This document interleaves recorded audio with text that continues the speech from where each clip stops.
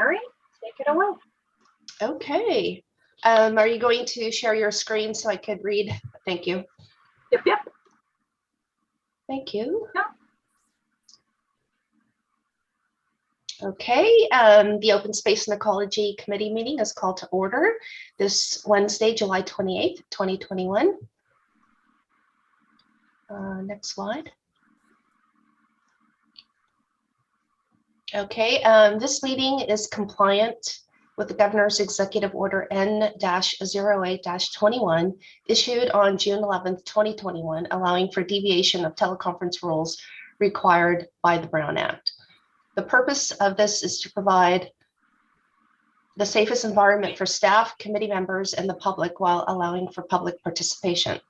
The public may address via committee using exclusively remote public comment options. The committee may take action on any item listed in the agenda. Public meeting videos. Members of the public may view the Open Space and Ecology Committee meeting by logging into the Zoom meeting listed below.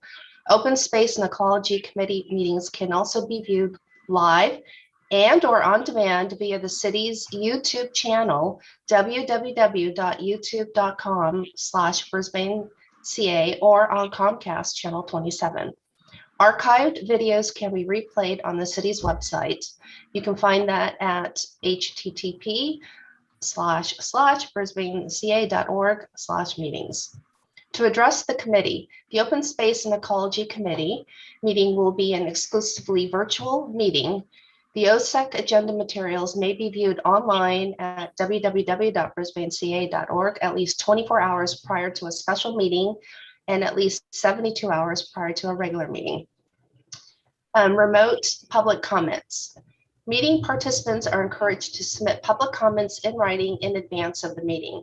Aside from commenting while in the Zoom meeting, the following email and text line will be also monitored during the meeting, and public comments received will be read into the record during oral communications or during an item.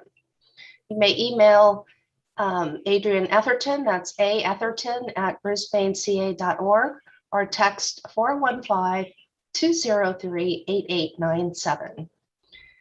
And you may also join this Zoom meeting, which can be, the link can be found on the brisbaneca.org website, www.brisbaneca.org/zoom-osec.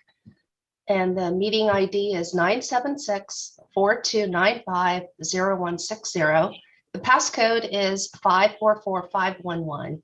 You may call in at 669-900-9128. Okie doke. Okay, I've already called the meeting to order. So we have roll call. Okay, we have Michelle. Here. Oops. Glenn. Here. Shauna. Present. Barbara. Here. Ross. Oh, Jason? sorry. Here. Okay. And I think that does it. I think everyone's online. Is that correct? Yes. You didn't call me, but I'm Okay. here. Thank you. Great. Okay, can I have a motion for adoption of tonight's agenda? I'll move. I'll second. All in favor? Michelle? Aye. Glenn? Shauna? Barbara? Aye. Ross? Hi. Jason? Aye. Thank you. Are there any oral communications? I just want to remind everybody that the Pancake Breakfast, Mountain Watch Pancake Breakfast is September 12th from 9 to noon, and accompanying plant sale from 9 to 2. Okay, thank you. Oh, and this is Ross. I'd also like to mention, I told Adrian I am on a work trip. Unfortunately, I only have about half an hour, so I have to drop off. Okay, thank you. You guys want Any to think more- about doing elections while you have everyone? I mean, if Yes. I was actually We should. just going to suggest that. Oh, okay. Do we need to go back to the agenda adoption and change that, or are we good? We probably should. I Speaking. move that we change the agenda order to put elections first while Ross is still in the meeting. I'll second. All in favor? Aye. Michelle? Aye. Okay. Glenn, Shauna, Aye. Barbara, Aye. Ross, Aye. Jason. Aye. Thank you. So Simi will just do that now. We do need to approve the minutes first. Okay. Minutes were provided for the May 16th and the May 19th and June 16th meetings. Assuming everybody had an opportunity to review those minutes. Are there any changes or comments that anyone has? Yes, I had a comment on the June 16th meeting. I believe our guest was Jad, not Chad. Is that correct, Jason? Yeah. So do you want to reflect that in the record? I don't know what his last name is. I can't remember right now. Certainly. Jason, would you be able to either send or chat me the correct spelling of his name? And I can Sure. update with last name if you can provide that. Thank you. I apologize. Bernardo, yes. Okay. He was a great guest. Excellent guest. Yes. Yes. And my apologies for not getting his name correct. Thank you for that correction. No worries. Any other changes or comments? I move that we adopt the minutes for May 19th, 2021 and June 16th, 2021. I'll second. All in favor? Michelle, Aye. Glenn, Shauna, Aye. Barbara. Abstain. Oh, that's right. You weren't there. Okay. Ross Aye. and Jason. Aye. Barbara, but you were there for the May 19th, right? Yeah, but I'm just going to abstain. It's just easier. Cleaner that way. Fair Thank enough. you. Okay. All righty. So shall we move to new business? Yes. Hang Letter. on just a minute. I'm gonna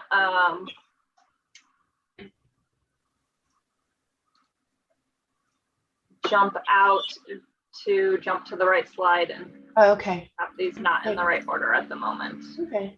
Thank you. Oh, shoot. Start the show from that slide.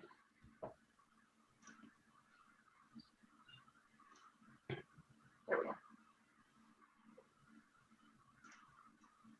Well, Okay. So we're at that point where we need to elect a new chair and vice chair. I move that we elect Barbara Ebel as the chair this year. She's not been chair for quite a while. I second. I think what we do is nominate and then, Oh, well, I nominated. And I second. Okay. So I'm discussion. fine. Yep. Barbara, are you okay with that? Yeah, I'm in favor of it. Great. Sure. Great. Glenn? Raising her hand. Is that, She's on mute. who's that? Glenn? Oh, Glenn. Yeah. Where's Glenn? It's been our practice to rotate the chairmanship, and Ross has never done it as far as I know. So it's kind of his turn this time around. Oh, okay. Well, I'd like to. Sorry, I talked to Adrian about that. I am flattered. I don't know if I have the time commitment or experience to do the chair. I wouldn't mind trying the vice chair role, as the backup, but I appreciate that, but I don't think I would be able to do as good a job as Barbara would as the chair. But plus you need to make a commitment to be on time for the meetings and to be at the meetings if you're going to be the chair, and also to help set the agenda. So Yep. It is an important role that is pretty serious. There's a fair amount of time commitment, and my work schedule lately has been unfortunately pretty crazy. So Do you feel, Ross, that your work schedule would allow you to be vice chair and make those same commitments, because they are pretty much the same commitments except the setting of the agenda as the chair? means I believe so. attending meetings and being on time for every meeting. Before we get too far, I want to bring up the fact that Glenn has not had a chair or vice chair position in a long time. So that's also a possibility. I've done it though 2 or 3 times. How many times have you done it, Barbara? Once. Yeah, so I've done it more times. So why don't you go ahead if you would like to do it? Sure. Yeah, no, I was just thinking about like if Ross isn't sure about whether or not he has the time, you could maybe do vice chair, Glenn, but it's up to you guys. It's just a thought. Or we Well- could warm up Shauna. Yeah. Right. Get choices. I mean, I don't normally rotate things, but I don't remember who did what, when, how long ago. So I'm kind of like. Well, we can just do nominations and then vote on it, right? Like just do. Okay, well, then in that case, I nominate Shauna for vice chair. I'm sorry, Russ, but your attendance has not been stellar, so I am concerned about that. I'll just be straightforward.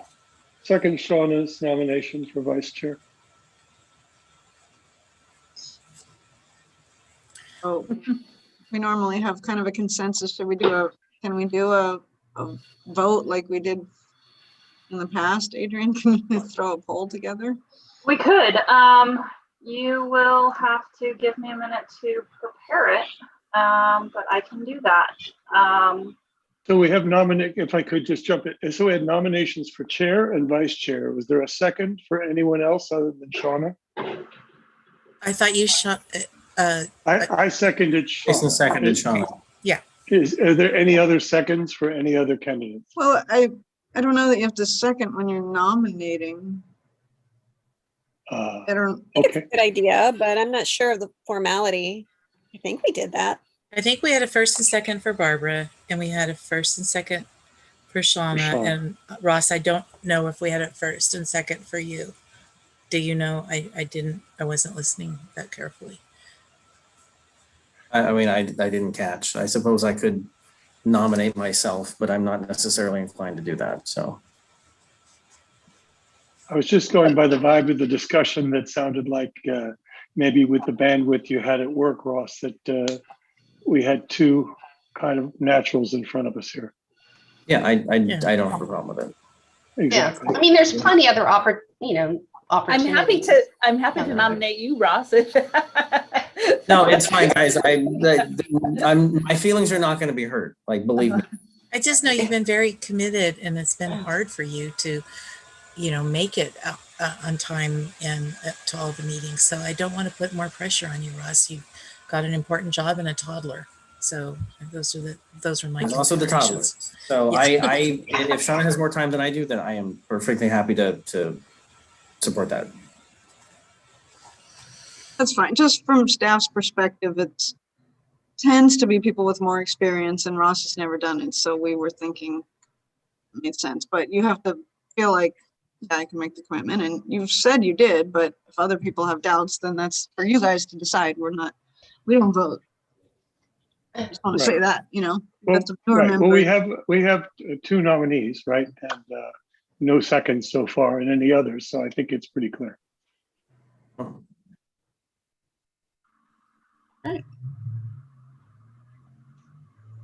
So chair will be Barbara and vice chair will be Shauna. We do I think officially need to take a vote, and I'm sorry I missed who the nomination of Shauna came from. Was that you with Michelle as well? Yes, it was. And the second was Mary, is that correct? No, Jason. Jason. That's Jason, yeah. Mm-hmm. Yeah.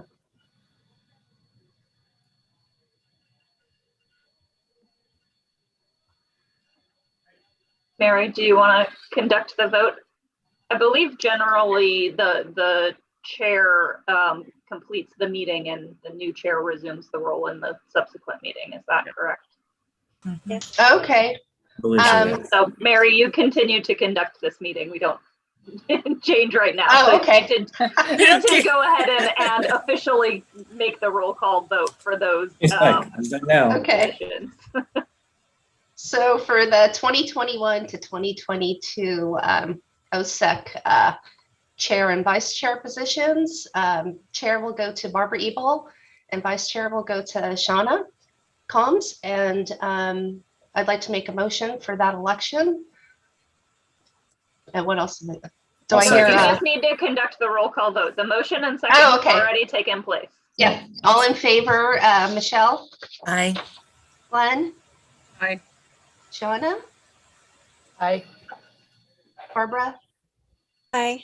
Ross, Aye. and Jason. Aye. Thank you and congratulations.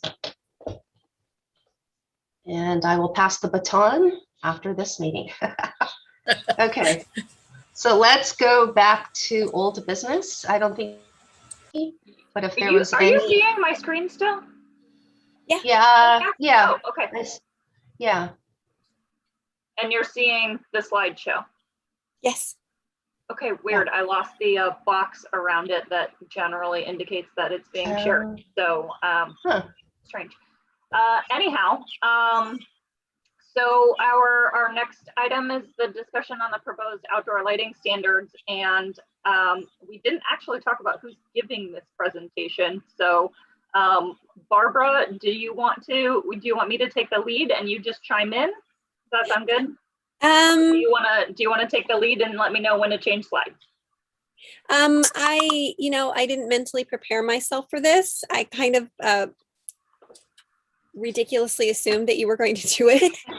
So That's okay. maybe we should just go with that so that I'm not sitting there going, my preparation may not be as much as I would normally have liked on this one as either. It did come together rather last minute. This has mostly been finalized in the last few days, but I do want to acknowledge the subcommittee of Barbara, Michelle, and Ross, who worked very hard on this ordinance altogether over the last several months, and Barbara did a significant amount of work in the last several days. So I do want to give you some big kudos because I think it's really come a long way just in the last few days.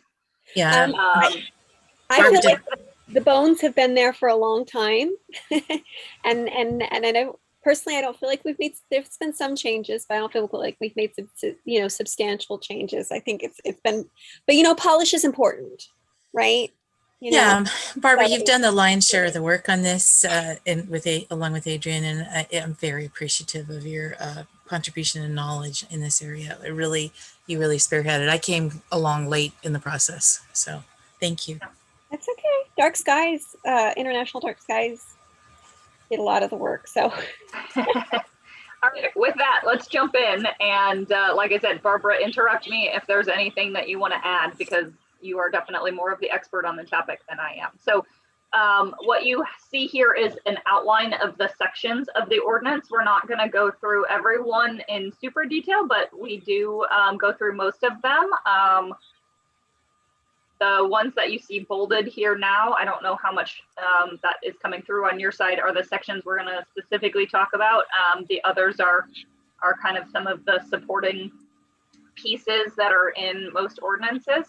So, starting with the purpose of, generally becoming an international dark sky city, providing safe and efficient outdoor lighting regulations to protect Brisbane's dark skies from light pollution and wasteful lighting practices, and providing adequate nighttime safety and utility while protecting other legitimate public concerns about the degradation of the nighttime visual environment, health and safety, waste of resources, loss of the scenic night sky, disruption of nocturnal animal behavior, and formation of nitrate radicals, which removes smog from the air. So I think everybody in this committee is pretty familiar with the reasons that we want to do this. We can talk a little bit more about, some of the specific reasons about, being good neighbors and minimizing the light pollution, glare, and light trespass. Barbara, sorry, did you want to say something on that? Yeah, I was going to say one of the reasons that we're approaching this right now is because the availability of low-cost, high-intensity LEDs has made the light pollution problem ramp up very quickly in the last couple of years. So That's why we're kind of tackling it right now. And then not the clearest image, I think a little low resolution, a little blurry, but I think everybody understands and appreciates the desire to stop the degradation of the nighttime visual environment and air pollution.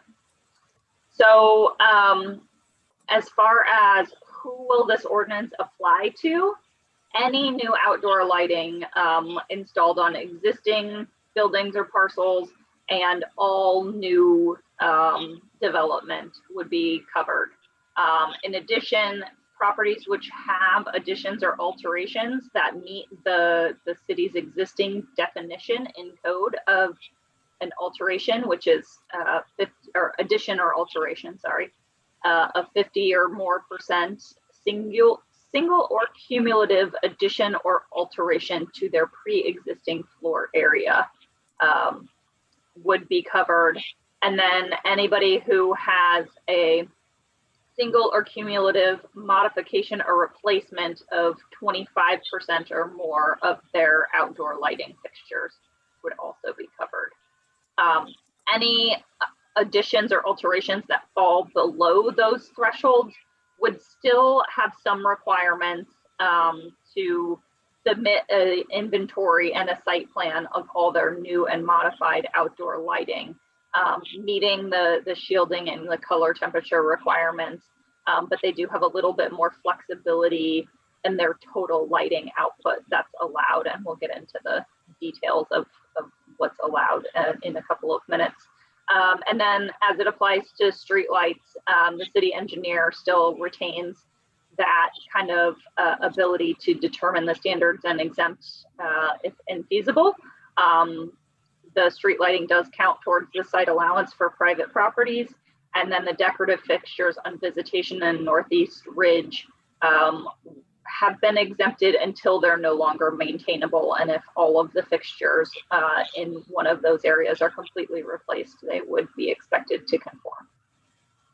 Any questions on that before we move on? I think probably it's going to be easier for this discussion to maybe take questions one slide at a time or one section at a time rather than save them all to the end. So, fun. Oh, if I understand this correctly, none of the existing problematic lighting is going to be affected by this ordinance. Is that right? Essentially, yes, it's very hard to adopt an ordinance that applies retroactively. It would be grandfathered in to some extent, but any modification or replacement would be required to comply in the future. And then we do have some limitations on when that can be used. I think it's probably the last slide or second to last slide on the non-conforming uses. So basically they would become non-conforming and would have to change under limited circumstances. And I think they're required to be off during the overnight hours. If the city council has the appetite, we could consider making this retroactive, but I think that to me, that's not done. That's done only very, very infrequently in ordinances. And I would really want to hear that from council. I was just wondering if we could require people to shield their lights. I mean, it's what people have done is replaced regular incandescent or compact fluorescent bulbs with these really bright lights that are not shielded. So it's not really just a fixture issue, it's a bulb issue. Mm-hmm. Well, we could start with, I think the city council would probably be reluctant to try to do anything retroactively that's going to cause a ruckus. But one thing you could do is try to have an education campaign. Hey, do you understand why this is bad? And when it's on a fixed income, they can't afford to replace them, Mm-hmm. take up a collection and do it ourselves. But just community outreach rather than trying to, ordinance it to death. Well, there's another issue in that modification or alteration of a fixture is a little bit open-ended. Also, We had talked in this, I think, subcommittee at one point about that meaning covering bulbs.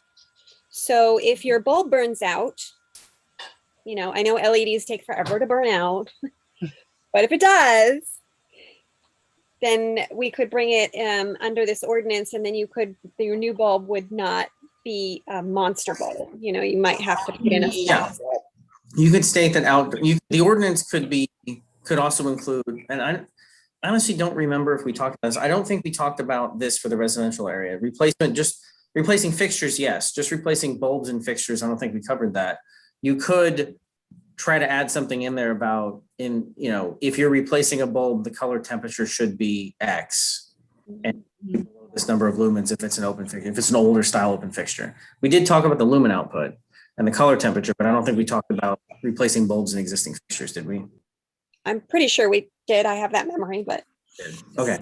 But either way, if that language was in there, then that would cover Glenn's concern. When a bulb burns out and you replace it, it would have to be replaced with something that wasn't a 300 watt, 6,000 bulb. Can we possibly provide bulbs to folks as an incentive to get rid of the LEDs? We don't want to get rid of the LEDs. We just want to change them for less obnoxious LEDs. Yeah. We tried that whole there was something, the hardware store was offering something, right? Yeah. Okay. He had a huge discount. Yeah. There's some and nobody took advantage of it. It was he was constantly trying to get rid of those fluorescent bulbs for years. Okay. And they were also older style CFLs. Yeah, okay. Maybe if we still are doing the day in the park, maybe we can have a table with bulbs that we can give out to folks. I don't know. I would do something more targeted, but rather than just give people bulbs to go and put in their drawer, but okay. This may delve into the area of becoming annoying, but we could identify offenders maybe it's not the best term to use, and then maybe come up with a general reminder flyer saying, hey, did you know that light pollution causes blah, blah, blah, blah. We noticed that you have this bulb in your fixture. Have you considered doing this? If you're interested in replacing it, the city will, buy the $2 light bulb for free. Yeah. I like that one. Because then that's cheap and easy. And it also, the nagging comes from what looks like the city versus a neighbor, and it doesn't start some sort of feud. Yeah, that's true. I like that one. Shauna's been trying to say something. Yeah, we could have Santa pass them out instead of oranges at Christmas time. There we go. Okay. Sue Cochran will just pull bulbs out of her bag and leave them in the mailbox. Yes. Jason, what were you going to say? I was going to say, I like what Ross was saying, because there's some blinding things. If you take a walk at night, there's some blinding things that people have put up for ostensibly for security. Oh, yeah. And they're not going to be like it being told. And I don't know how, how does this work? We're just going to pass an ordinance and everyone is going to suddenly comply. I think we should think how this gets rolled out or implemented, and to have some kind of little happy rebate. By the way, you're busted, but here's 50% off your next bulb or something. Yeah. Right. I think there's some people in town that would take offense at you suggesting they have to replace their, super bright security lights. Right. You may, in order for any ordinance to have effect, it's got to have ultimately teeth. And we're trying to avoid biting anyone in town, because the biggest gross polluters are on the commercial side, like by far, like completely by far, like Ecology, for example. So I think maybe trying to do some program where we just tried to encourage people, hey, you have a really, really bright porch light and there's a pile of dead bugs underneath it. How about, we just replace the bulb for you? Maybe we should move on, because we actually address penalties, and I think it would be good if we just Yeah, but it has a lot of stuff in there already. Okay. Great. So under the first section, we outlined some general outdoor lighting requirements. And again, this is for those that we just discussed applicability and open for further discussion later. But all fixtures shall be fully shielded. All direct illumination should be confined to the property boundaries of the source. Spotlights must be aimed no higher than 45 degrees below the horizontal. Most lights must be off after 9 p.m. It doesn't say most in the ordinance, it actually details, but for shorthand here in the slides, most lights must be off at 9 p.m. or no later than 30 minutes after the business closes. And then the sale, installation, lease, purchase of any lighting that's not allowed by the ordinance would be prohibited. So any questions specific to these requirements? Okay, hearing none. The ordinance establishes 3 lighting zones. There's the mixed use development and all multifamily residential of 3 or more is zone 1. Commercial, industrial, maintenance yards, parking facilities, and other non-residential uses is zone 2. I didn't update the slides after we discussed this, Barbara, but municipal facilities fall into that category as well. And then zone 3 is the residential of 2 or less units per parcel. Somebody popped something in the chat. Oh, sorry, it was just me saying I gotta run. I've got a client waiting. Okay, thanks, Ross. Thanks, Ross. Thank Take you. care. Good luck. Thanks, Ross. See ya. So that's pretty straightforward, lighting zones. Hopefully not too much we need to discuss there. We also established 3 lighting classes. So class 1 is applications where color rendition is required. These are recommended as broad spectrum LED unless those are not available, and they include outdoor sales areas, outdoor seating at restaurants, outdoor assembly or repair work, outdoor recreation, and then lighting for signs and US flags on any property or other flags, any flags on public properties. Class 2 is the general lighting, general illumination for safety or security, and these should be low pressure sodium or narrow spectrum amber LEDs with a color temperature less than 3,300 Kelvin. You can see the Kelvin temperature chart here on the right. So this is going to cover all of your pedestrian walkways, driveways, parking lots, outdoor security, landscape, architectural lights, the like. And then the final category are the decorative lighting. And so these should be shielded and included in your total site light allowance, unless they are the temporary holiday lighting, which is only allowed November 15th to February 29th. So that's really just the temporary holiday lighting, the Brisbane stars, and the public art installations. Oops. Any questions there? Right, moving right along. So this is where we start to get into the numbers and kind of the detail on the total outdoor light output. These are per acre generally in zone 1. I'm not going to read the whole table to you there, but you can see the different allowances for each given zone for their total lighting, and much lower limits for an unshielded or partially shielded lighting. So remember, generally everything new would be required to be shielding. So new unshielded lighting would not be allowed. So that's really just for anything that's getting grandfathered in. This section includes a whole bunch of detail on what lighting needs to be included in the calculations, some detail on including shielded lighting that's under canopies or overhangs at a percentage of the total lumen output, depending on the distance it is from the edge or the opening. Neon lighting is calculated on a per foot basis rather than a per fixture. Internally illuminated architectural elements and architectural or landscape lighting that is directed upwards onto a tree, wall, etc. That counts as unshielded light.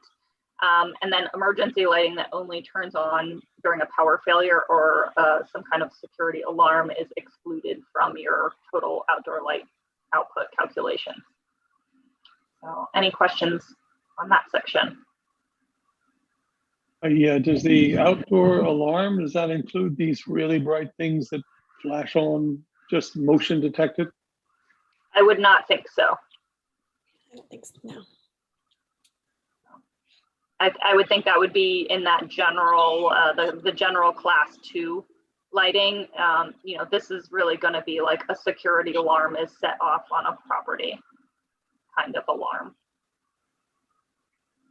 So much more limited situation. Or at least that's my understanding of our intention, and we may want to take a close look at that language to make sure that that's very clear and there's not wiggle room there. But yeah, I'd love to take that out because general, it's absolutely blinding. The stuff that on Kings Road you walk it, it's fantastic. They could say that's my alarm, and it's exempt. You know what I'm saying? And it's if it's we're right in not your eyes. breaking into your house, I don't think. I think we should make sure that it's clear. But regular motion sensing lights should not be covered by an alarm.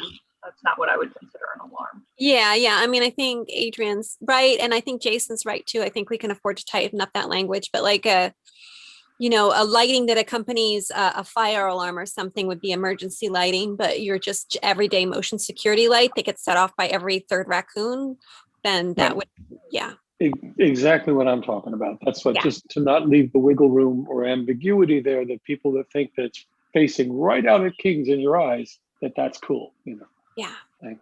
Yeah, because I understand. I mean, people are really attached to this notion of light as being security, but there's a lot of evidence that that's not nearly as true as human beings think it is. So how are we going to tighten that up? Because I totally agree with Jason on this. I hate that when that happens. It's really annoying. I think we'll take a look at the language and just make sure that it's, if we need to, we can say this does not include general motion lights. We'll figure out a way to make sure that's very clear. Okay. Yeah, we'll put a note in the ordinance, and we'll be sure to get back to that. Yep, I just noted it in our minutes from the meeting, so we can be sure to come back to that. Okay, any other questions here?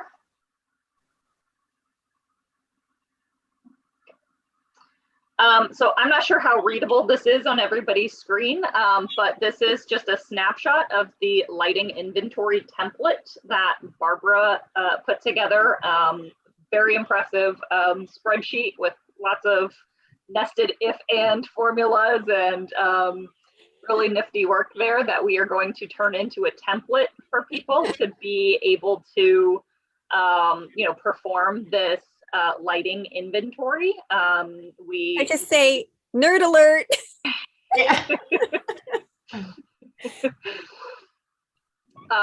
So it's not exactly part of the ordinance, but in writing the ordinance and requiring that a site inventory be done for any new lighting, we thought that could sound overwhelming to people. So we wanted to be able to provide a resource that would make it relatively easy for them to do. And then Barbara, not creating the spreadsheet, but actually just doing the inventory, said it took an hour and 15 minutes or something along those lines to do her entire. Actually, super easy. So hopefully with these resources, it'll be easy. We also, on one of our subcommittee meetings, found some free Lumen light output apps that you can just easily download. Oh, wow. And so we feel like it should be relatively easy for folks to be able to figure things out. Most of the time you can figure it out just from looking at the fixture or the bulb. But if needed, you can use a free app to download, or we have some conversions available if you only have per watt. Any questions there, or Barbara, anything you want to add? No, I was just going to say I just had like 2 bulbs in the garage that didn't have any marks on them whatsoever, and that's when you would use like a light meter down on your iPhone or whatever. For the purposes of this, I just guessed based on the relative brightness of some of the other lights, but and I had to use the conversion table on a couple of things, but it was actually really fast and very easy and kind of fun. Maybe it's just me. Right. So we have a whole section dedicated to requirements for signs. Temporary signs must be non-illuminated. We had some debate on the size that should be appropriate as far as an exemption from their total outdoor light output. So we currently landed on 3 square feet. Below that would be not counted. And then internally illuminated signs must have an opaque or a colored background. They can't be light colored, white, off-white, light gray, or cream. So they have to have that darker colored background and generally lighter text and symbols. And the light output that's counted towards the total light output varies depending on what color that background is. And then there's some requirements about lights, how they can be mounted above signs, whether they count as fully shielded or unshielded and are allowed. And I will let the picture speak for that, because that does a much better job than the text that attempts to explain it, which gets a little confusing. So we do have a couple places in the ordinance where we are hoping that we will be allowed to have some of these simple illustrations, TBD if we're going to be allowed to do that, but hopefully. So I have a question. I know we brought this up before. The lights above Midtown, the big star, that is so bright. I mean, do we have a leg to stand on with this ordinance to have them tone it down or not? Sounds like not, right? Because it's existing. Yeah. Yeah. Okay. Okay. Unless Wow. council decides they have the appetite to make it Yeah. retroactive. And even if they made it retroactive just a few years, because it's Yeah. really only been in the last few years that things have gotten kind of nuts. Yeah. And I would Okay. encourage council to do that. I would kind of like, I'd be like, please guys do that. But, Yeah. you know, they're going to be the ones taking the flack. Yeah. There will Okay. be, it's not done, it's almost never done in ordinances, and there will be some kicking if we do it Okay. It lit up year round or just holiday? year round. Yep. Yeah. And it's their parking lot. Mhm. Like, why? Yeah. Oh, well, thought I'd ask. Okay. I do think this is where the fact that we have an ordinance and there being some education, you know, even if people recognize that they are exempt because it's pre-existing the ordinance, knowing that there is Yeah. something and hearing more about it may spur some people to make some changes. Yeah. Yeah. I guess has anyone approached them? Do you know about toning it down? I mean, they seem like reasonable folks. I don't know. I mean, do we have a public service officer that can make a visit? I don't know. I mean, God, I have some vague memory. I thought somebody talked to them at some point about some of their lights on Okay. Facebook, said What if- that, but I don't remember Yeah. What if really, we got, really. Mm. Okay. Jason? what if we got the ordinance together, right? And then once it's all secure, just said, hey, guys, you know, Yeah. you're grandfathered in, but if you want to do the right thing, it would be great, you know? Yeah. We can certainly do That that. sounds like that's a good plan. Yeah. Absolutely. Alrighty. Thank you. All right. So next up is a section on special uses. The primary, you know, the meat of this section is focused on outdoor recreation facilities. So it clarifies that class 1 lighting, and remember that's the lighting that color rendition is important. So broad spectrum LEDs are allowed. That is only for the actual court or field or track or arena or whatnot itself, not the supporting areas. So those walkways and food courts and parking areas are not allowed to have that kind of more, you know, more lit up or broader spectrum color. There is a specific reference to the Illuminating Engineering Society of North America publication on having illumination no higher than class 4 play. I honestly couldn't tell you a thing more about that than that was what was recommended in a model ordinance. But I guess we'll trust that those folks are the experts on that. The fixtures shall be fully shielded. They should be off at 9 p.m. except to conclude a scheduled event in progress prior to that time. And the lighting should be certified by an engineer before and after installation. And any existing lighting systems should be certified on renovations of 25% or more. We also have some specific notes on underwater lighting of pools and fountains. They're exempt from the lamp type and shielding standards, but they have to conform to other provisions. Temporary lighting may be approved by the director. At this point in time, we believe this will fall under the community development director for the most part, besides for those street lighting standards, which would be the public works director. But that may be an internal discussion that we still need to have on some of that authority. And then infrared security lighting, the fixed lights have to be fully shielded and movable lights cannot go higher than 20 degrees below the horizontal. So any questions on those special uses? I have a question. Will under recreation, outdoor recreation facilities, will municipal facilities be included in this one? I think that they need to be. I think our intention, as we currently have laid it out, is that municipal facilities would be covered as any other facilities, and the majority of this, with the exceptions for streetlights and whatnot that we discussed earlier. But generally, that's currently the way it is written. Okay, good. Thank you. Other questions here? All right.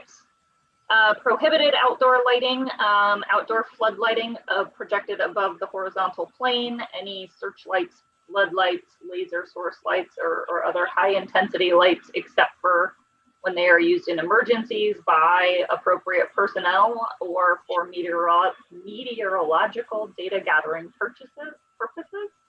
And then fading, flashing, blinking, rotating, or strobe light illumination that is not class 3, so that's the decorative or holiday, that is visible beyond the boundaries of the lot or parcel. I was trying to figure out what even that would be. That would not be considered decorative or holiday lighting, but that's not allowed. Anybody can come up with a reason. I don't know. Somebody might have some wacky advertising sign or something that they think is going to get somebody's attention. That's just really obnoxious. There we go. Questions on that? Okay. Sorry, was there, Shauna? Yeah, I just had a quick question. So the holiday, the decorative holiday, but some people have like those lights that go on their house for Halloween. I mean, Halloween is kind of a big one, and that's not in the November to, that's before that time frame. Does that make a difference? I mean, some people have those lasers that sort of wash the outside of their house and spin and. Yeah, that's a good point. That's a good question. Yeah, that is true. I guess my thought to that would be whether we would want to consider a change to the dates that we currently have listed as holiday decoration exemption. The other part of it is I'm concerned we may be allowing too radical of things under holiday decorations. Some of them are really, they put them up on October 1st and don't take them down till February in some cases, and some of it's strobe lights, and some of the really obnoxious things are kind of hard to handle sometimes. I don't know. If we extend the dates, we maybe should put some Why not? Just an idea. Why not strike out the language about except for holidays, right? Strike that out, and then if holiday stuff becomes annoying, you could say, hey, there's an ordinance, you can't do this. But if it's just an ordinary holiday, then don't worry about it. You know what I'm saying? So you mean specifically on this prohibited outdoor lighting? So we would say the fading, flashing, blinking, rotating strobe light That is not that's class visible 3. beyond the boundaries is not allowed. And then if holiday stuff became distracting the way Michelle just described, you could say, hey, we got an ordinance for that. I'm sorry, it's a little too much, you know. But if we open the door and say holiday stuff is fine, then as Michelle points out, it can start in October and end in February, and it might be annoying as hell. So maybe strike a holiday tolerance out. Yeah. The other concern I have is that, and I'm just reading this now, I'm sorry, I worked on the ordinance, but I did not see this until now. Outdoor flood lighting projected above the horizontal plane. That's kind of a tough one because like right now out of the Google lot, they have stuff that are pointing slightly downward, but they still are so encompassing and so wide. And then I've noticed lately, you know, the height of the street lamp or the height of the lamp, the portable floodlights make a big difference. And they really flood the area. It seems like some of the new streetlights they've installed at the Sierra Point Marina, Sierra Point, some of the developments there, it seems like they're taller than other street lights, and so they put out a huge amount of light over a broad area, and it's just awful. And so I don't know how we can, so I'm almost saying, you know, outdoor floodlighting projected above the horizontal plane, it should almost be above a 45-degree angle from you know, vertical. Because I think above the horizontal plane, it just leaves it really wide open. Yeah, And I mean, we have that other ordinance, other place in the ordinance where it talks about like floodlights not being above 45 degrees. but this one says Yeah. 90 degrees, basically. Well, those So are spotlights. Yeah. So it's not consistent there. And I just realized that as we were going through the presentation that really it's not consistent. And the height of the light makes a huge difference in how much light it puts out, regardless of the angle. Yeah, those calculations get really complicated and sciencey, but They do. So I'm concerned about outdoor floodlighting projected above the horizontal plane. It should be above, you know, anything over 45 degrees from change that. Let's tighten that up, because I think, you know, spotlights and floodlights are kind of interchangeable, at least the way people use them. Yeah. So let's change it.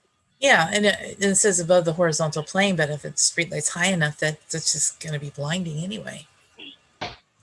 So I'm sorry. I think we should really tighten that up a lot. Fine, I'm making a note now. Okay. Sorry, these are the things that kind of, you know, we were in the weeds before, and now we're in the sort of general above the weeds, and I'm seeing a few things that we need to tighten up a lot. I have a weed whacker. Sorry. How did folks feel about my point about just taking out the reference, the decorative holiday? And that way, if a decorative holiday was troublesome, we could say, hey, and that's not part of the deal. I think I agree with that. Yeah. Yeah. Put that in the notes as well. I think the class 3, I was just, the parentheses for decorative holiday there was just to remind you that that's what class 3 covers. So we would have to just take out that reference to class 3. But I think that could be done. Great. I've made that note. Sounds good. Yeah. Okay. So we were moving on to exceptions, emergency lighting by emergency services, traffic control devices, so your street lights and your crosswalk rapid flashing beacons, that kind of thing. Holiday decorations. Barbara and I had a discussion. This is slightly redundant, but you know, this is kind of your basic holiday decorations, can be low voltage and on all night unshielded, but only for this, you know, particular portion of the year. We have an exception for solar lighting, you know, the low wattage, low lumen residential landscaping walkway solar lighting is exempt from your lamp type and shielding standards and the total lumen calculations for the site. And then there's an exception for construction and renovation of municipal facilities. On the holiday decorations, low voltage, unshielded, on all night, I think that we should, I'm looking at it now again, and think that we should, you know, kind of have that, kind of that midnight time frame on that. I don't know. I agree. Low voltage could mean Yeah. LED. I mean, we had an LED star last night, and man, we tried to turn it off every night by 11 because it was so bright and it took like no energy. So it was definitely low voltage, and so I'm concerned about that. And, So I have a question. With the dates, I mean, what about Halloween? I mean, we have a neighbor, it doesn't bother me, but I think you guys all, he lives on the corner of Mono and Klamath. His whole house is lit up. It's the Halloween house. I mean, everybody loves it. He stole my title. Yeah, I know. I know what you mean, Mary, but what if, you know, the range, why didn't we back the range up so it includes Halloween, but do we have to go to February 29th? What is that, Groundhog Day? no, that's February 2nd. I know, but I mean, that's way past the traditional holidays. Yeah. How about January 6th? I think that was perhaps, Barbara, what is the holiday I'm thinking? It actually has to do with migration season. Yeah. Oh, is that what it was about? So, there was yeah. So you're not interfering with the migration season as long as you're from about November 15th to February 29th. So that's what it had to do with, was with animal migrations. So if we extend it to October, then that's only two, I think the dates for the beginning, like when you needed to go dark for migration, varied between different ordinances between like November 15th and November 30th. I went a little earlier on that one because I wanted people to have their Thanksgiving lights. Didn't really think about Halloween. How weird so we is that? We can tighten up at least let's tighten up the end of it. February 29th is like forever, you know. I mean, we have the 14th. If somebody has a birthday or something when they want to light up for that, it's not going to mess up for the migration. So if you want to tighten it up, it's fine. If I would just leave it because it's not, but we do need to address the whole October Halloween issue because that is huge in Brisbane. Yes. We need to figure that out. So are there October 1st to February 1st? Not October 1st, please, no. No. No. Dear God, no. More like maybe Maybe the 15th. Yeah, the 15th. October. or the 20th. 20th. No. I mean, it's 15th to January 15th. Yeah, I like Reasonable. that. Yeah. Reasonable. Yeah. There's no need Yeah. to get into February with these damn things. Yeah. Well, I mean, if you want to do, I mean, we usually leave ours on through our holiday lights on through 12th night. Valentine's Day. This is a therapy issue we're talking. Because we got married.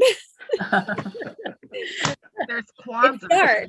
I don't know. Okay. They're kind of my night lights. When I How come- about October 20th to January 20th? How's that? That's my Hooray. compromise. How about that? I make a motion. I second. Black. All in favor? All in favor? Michelle, Yes. Glenn, Yes. Shauna, Yes. Barbara? Nah, I don't like it. I like the October end, but I don't like kind of gets away from the purpose, which is the migration thing. I'd rather have them go a little more I think the latitude. purpose is to not have too much nighttime light regardless of the time of year. Okay, fine. And Okay. yes, I'm And then concerned about the Jason- and then migration. Jason- It's only better for them. So, and Jason.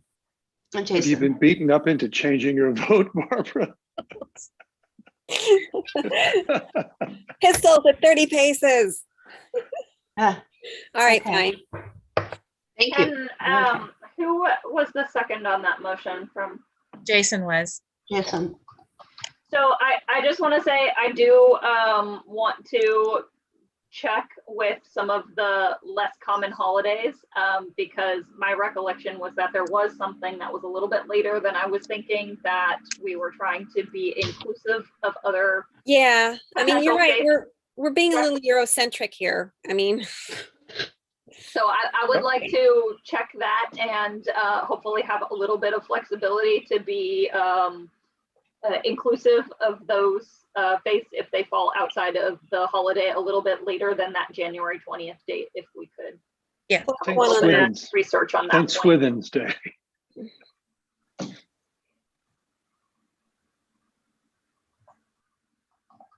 Okey doke.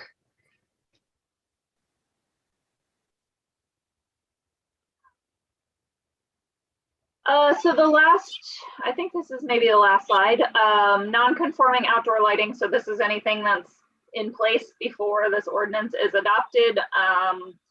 Basically is deemed legal but non-conforming. It's allowed to continue if extinguished between midnight and sunrise by an automatic shutoff. There is no modification or replacement unless it thereafter conforms. And then there's this weird thing in other code about if it's abandoned for 120 plus days and changed to a new use, the entire site has to be brought into compliance. So that's what we have in our building code for non-conforming uses and structures. So we aligned with that. I like that. Questions or suggestions on that point? Fine. So does this mean that Midtown will have to turn its lights off at midnight then? Yeah, good point. yeah, actually, that might be a thing. Yeah. Yay. So I wonder if the city could send a letter to like the general population of Brisbane saying, if you have these things, they're non-conforming, you have to turn them off after midnight.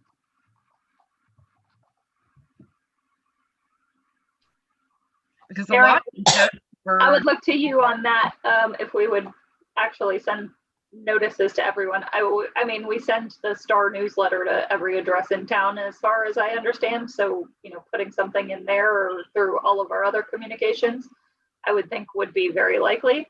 I don't know if we would go about the effort of sending everyone separately a letter, but if there are particular addresses that need to be sent a letter, I think that would be a different. Yeah. Maybe the chamber can take it upon themselves to send letters to the businesses. Well, if we put, they might be more likely to put an article in the Luminary. Yeah. Yeah. And call it Unluminary. No kidding. Okay.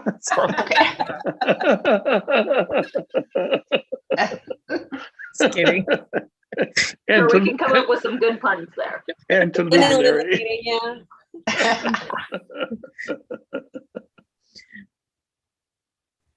And if it really, we need to, once it's well publicized, a lot of this will be complaint-based enforcement. So you can call up and complain about your favorite light sources. Yep. I know I'm making a list already. Kidding.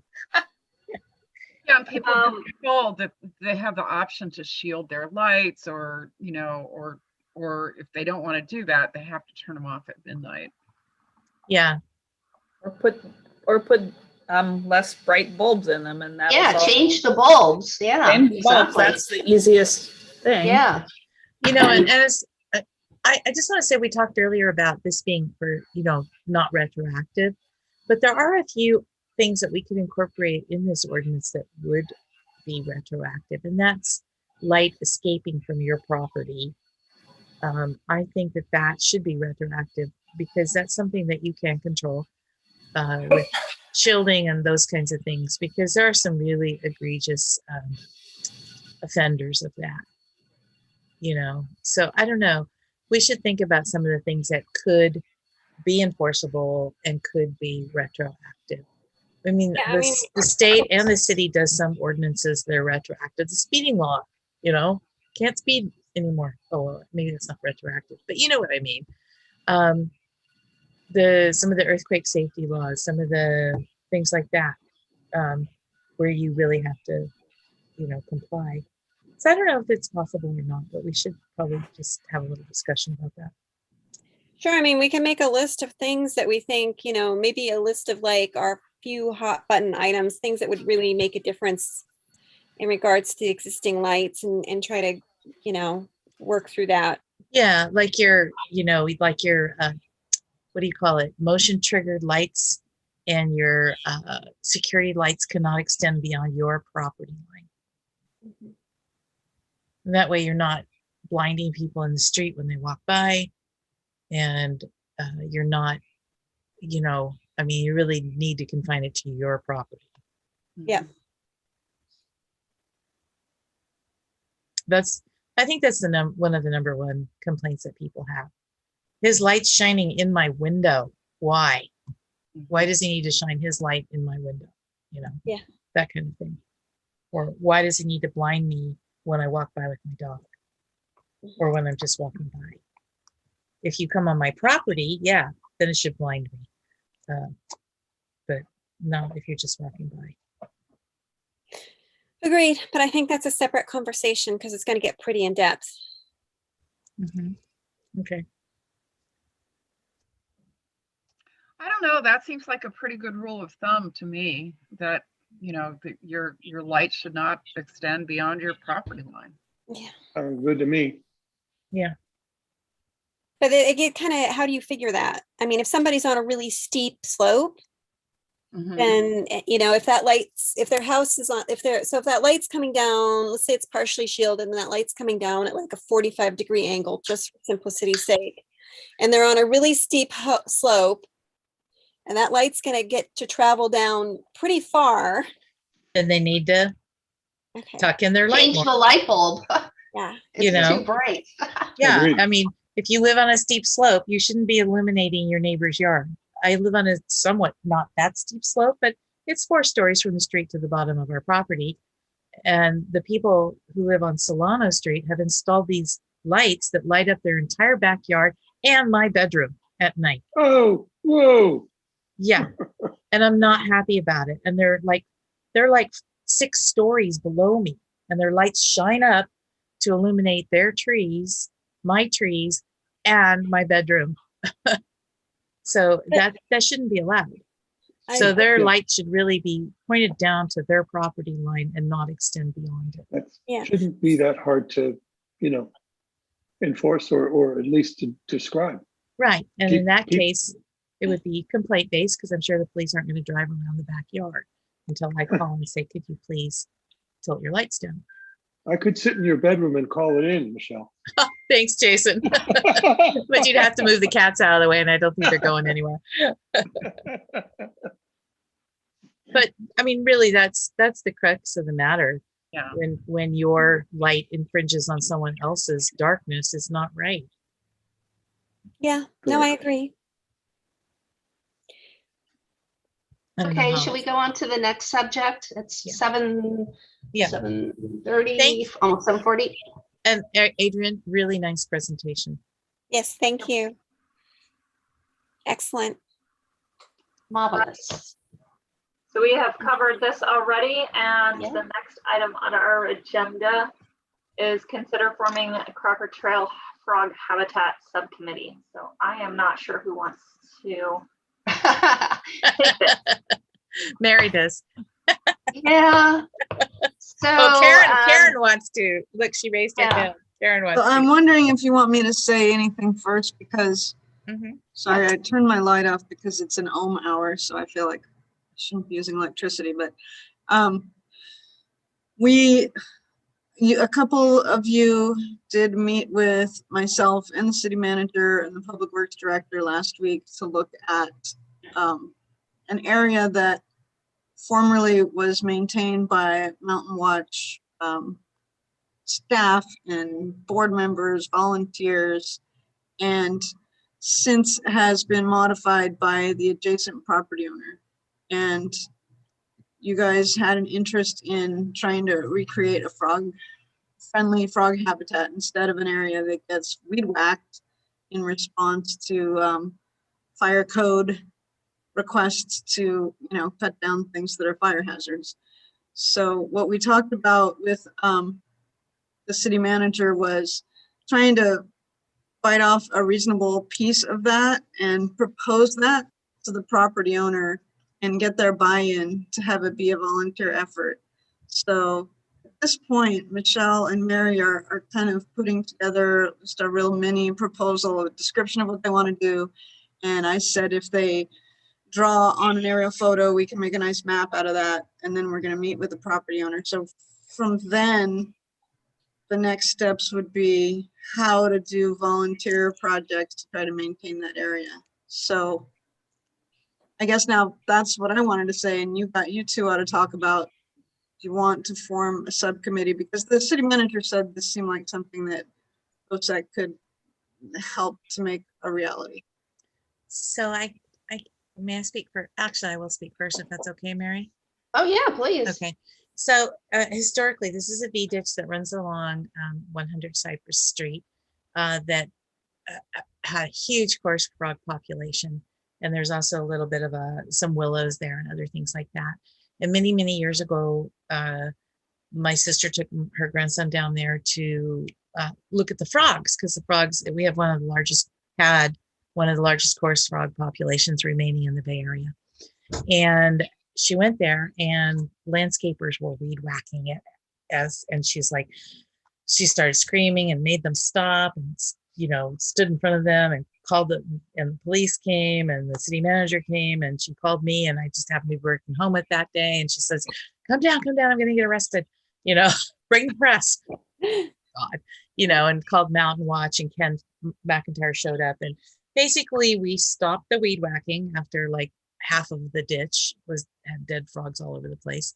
And it was just tragic. And the other half was preserved. And then they formed, a kind of an adjunct group within Mountain Watch, formed a group to work that V ditch and, selectively weed the cattails and make sure that the water flows and everything like that.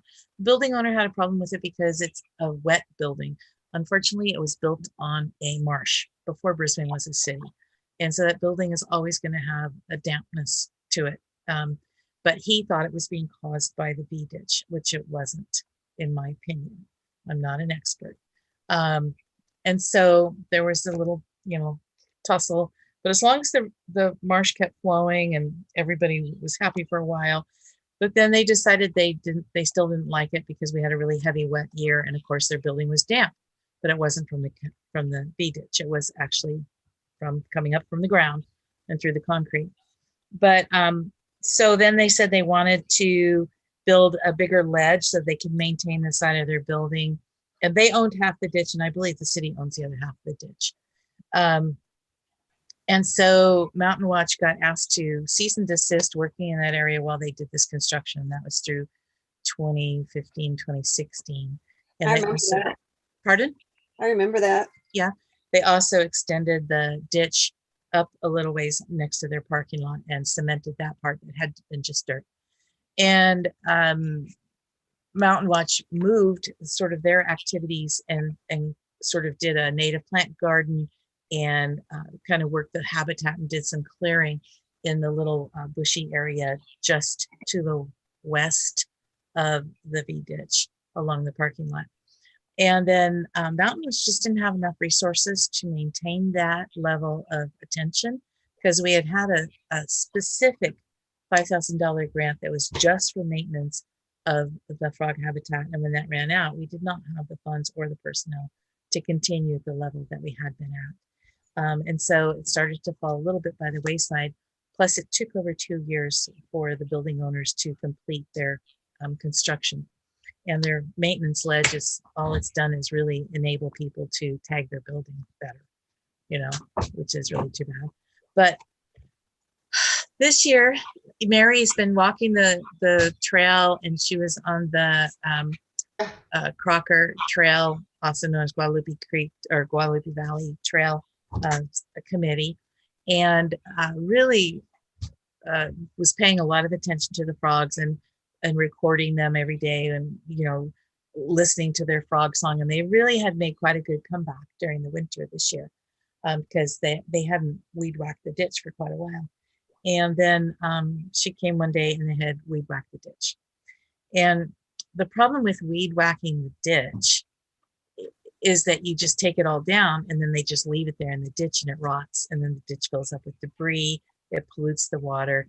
And this was still during breeding season. So it was really a devastating experience.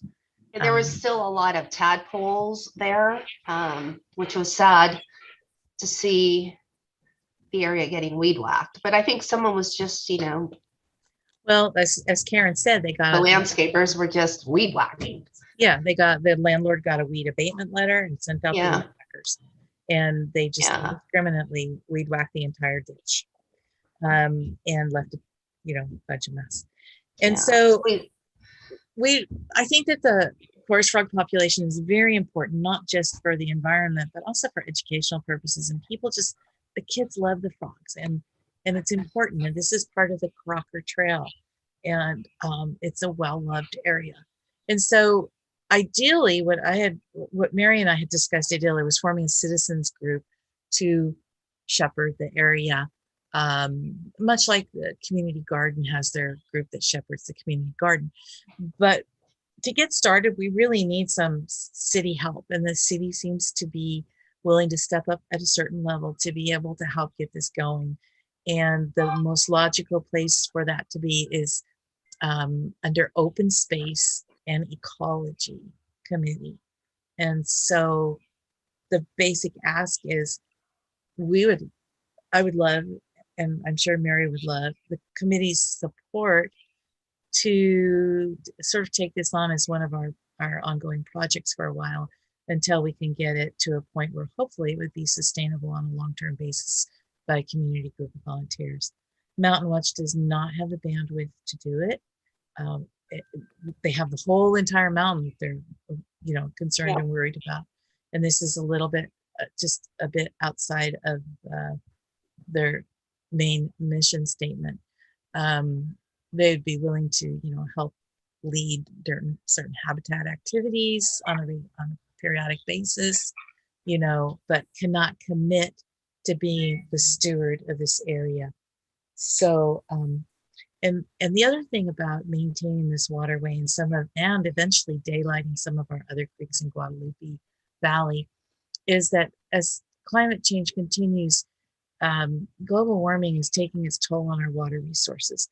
And these creeks that have been undergrounded or not maintained or drained off and shunted to the bay really provide a very valuable resource for animals, insects, dragonflies, frogs, amphibians, snakes, people, birds, plants.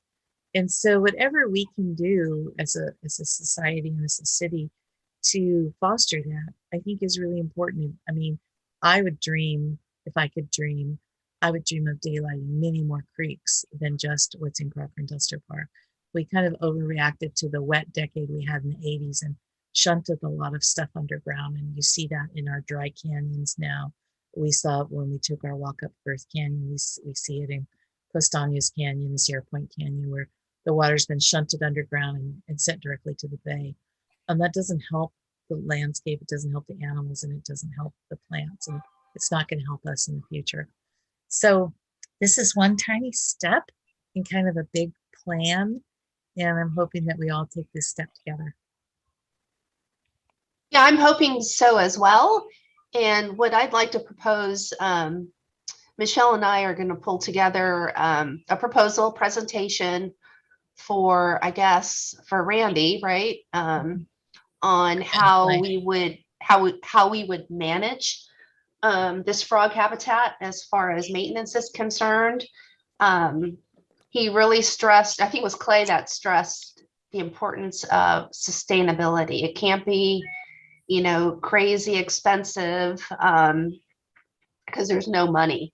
However, I mean, if we can find grants, right, that would maybe help. I don't know how possible that is, but we would, I mean, wouldn't mind doing research on that. But I think that part of the trail on Cypress, the frog habitat, is important to the community. It was one of the top surveyed questions for the Crocker Trail on how that was important to the community. And I just want to, keep to that. And it's, I don't know if you guys walk by there, but I can tell you during the shutdown, I was down there a lot. It's kind of nice listening to the frogs. So if we're successful with that portion of the trail, then I think we have a leg to stand on to try and get the others up and running as well. So I would propose that Michelle and I pull the presentation together and share it with you guys and get your input before we take it to Randy and Clay. And anybody who wants to join us on that. Yeah. Yeah. Tequila and frogs. No. Not in the same glass. Yeah.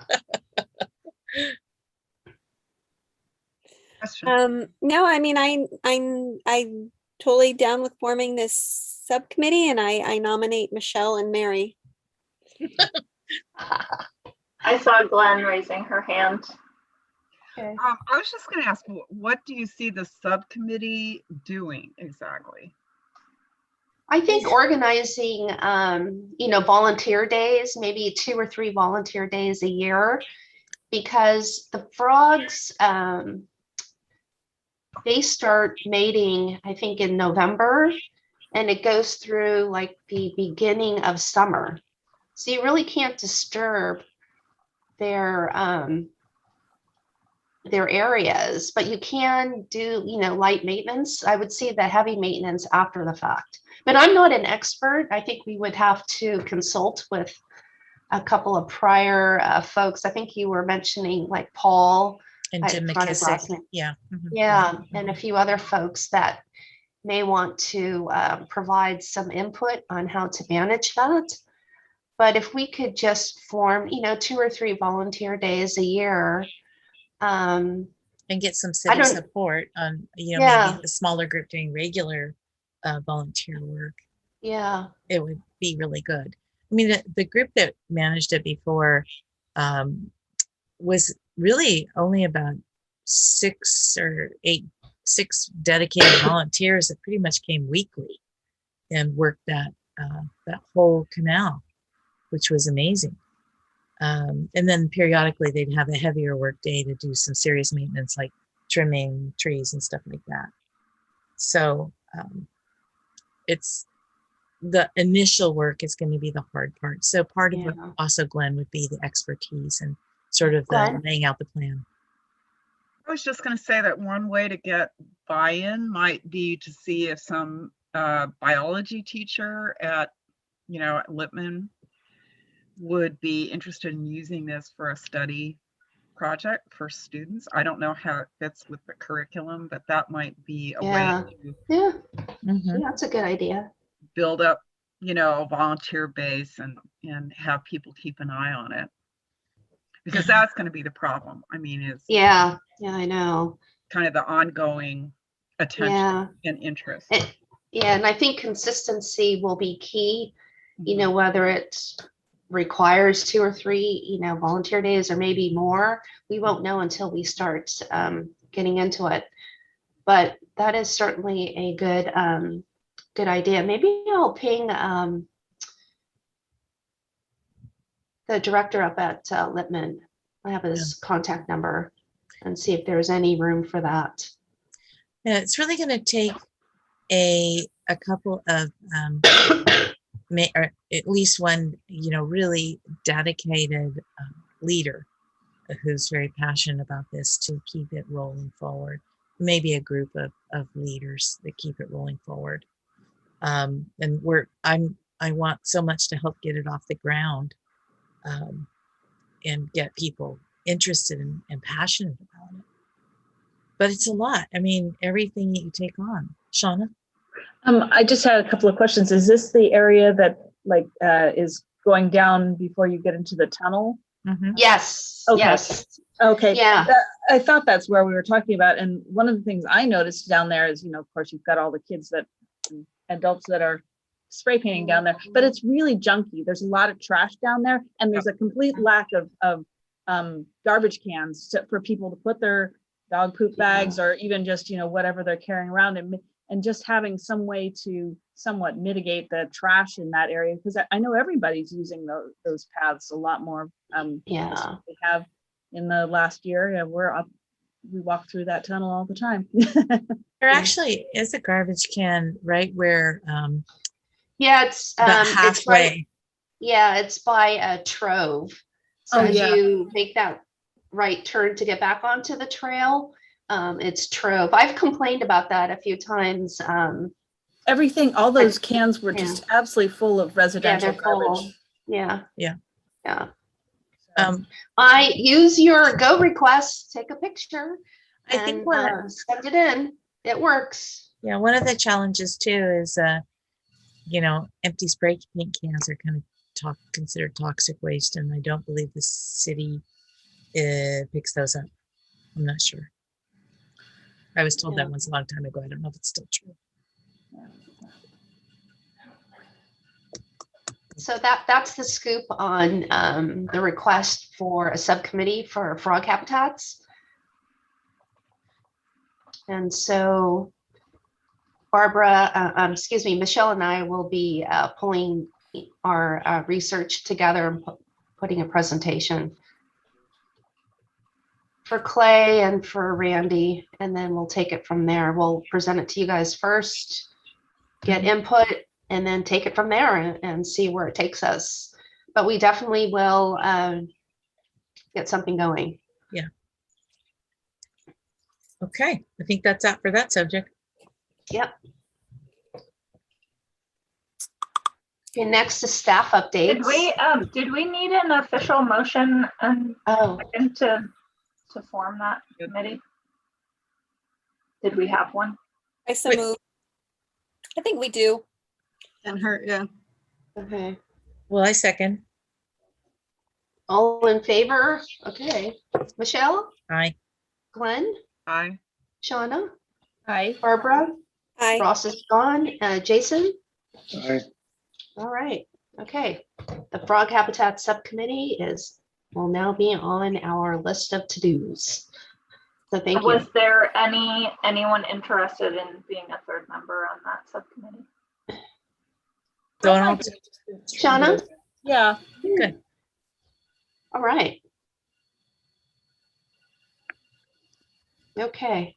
All right. So staff updates. You guys want to go? I don't think I wrote anything down. I have more of updates on committee stuff. I can do a few. I don't actually have that many.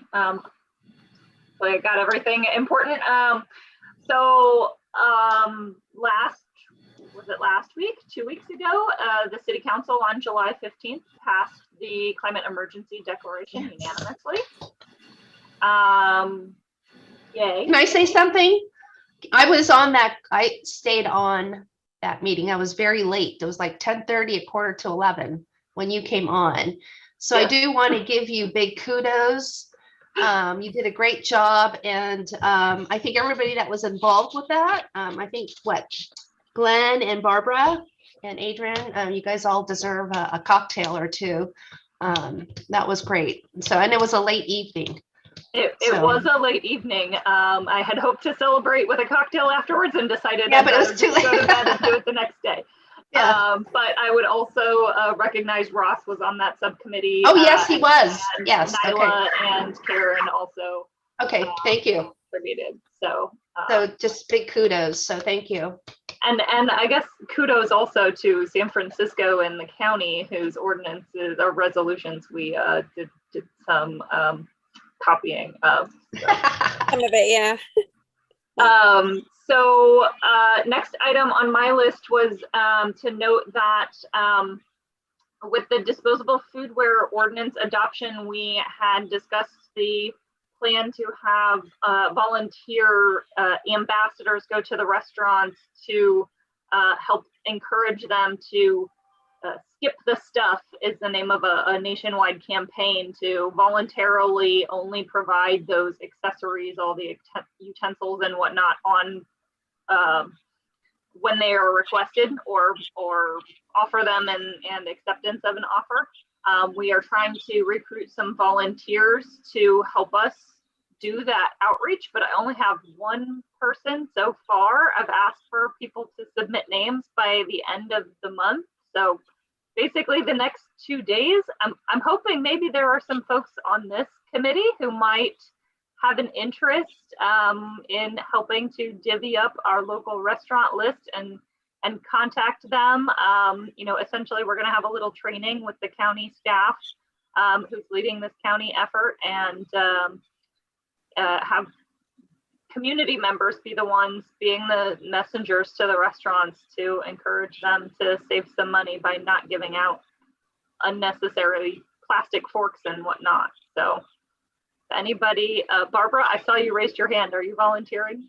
Yeah, I think I said I did that, and I think maybe Jason said he would too. Were you? I can't remember, Jason. Yeah, I said I would, and then I was told it wasn't needed, so I kind of withdrew it. I'm not sure. Maybe there was a miscommunication there or something. It is needed, and you are welcome. I would love to have both of you to join our one other community member who, I think a team of 3. We don't have a ton of restaurants in town, so I think that would make a decent sized list. If you're both interested, that would be excellent. Okay. And anyone else that you can think of that would like to sign up in the next couple of days. So this would be specifically encouraging them to not give out, silverware unless asked for, and not the whole thing about the correct spoon to buy and all that. Correct. Yes. This is just specifically saying, hey, you could just ask people if they want the stuff before you give it to them and save some money, because you won't give it out to everybody.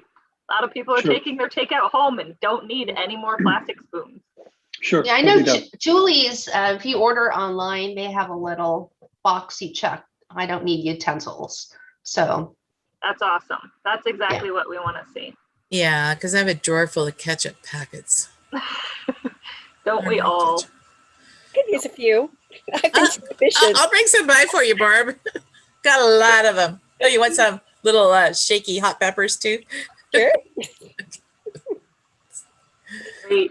Excellent. Thank you both. I will be in touch probably next week about starting to coordinate a date for the little training with the county staff person who's doing that. Sounds good. While we're talking about, restaurants, someone was telling me about this app. It's about preventing food waste.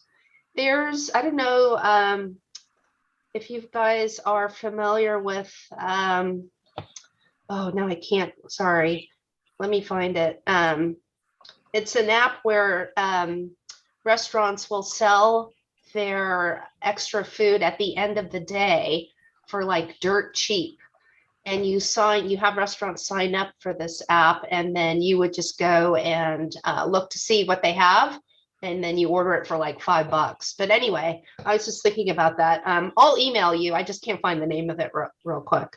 So, Too Good to Go. That's what it's called. Too Good to Go. And I thought it was a brilliant idea. And I think it was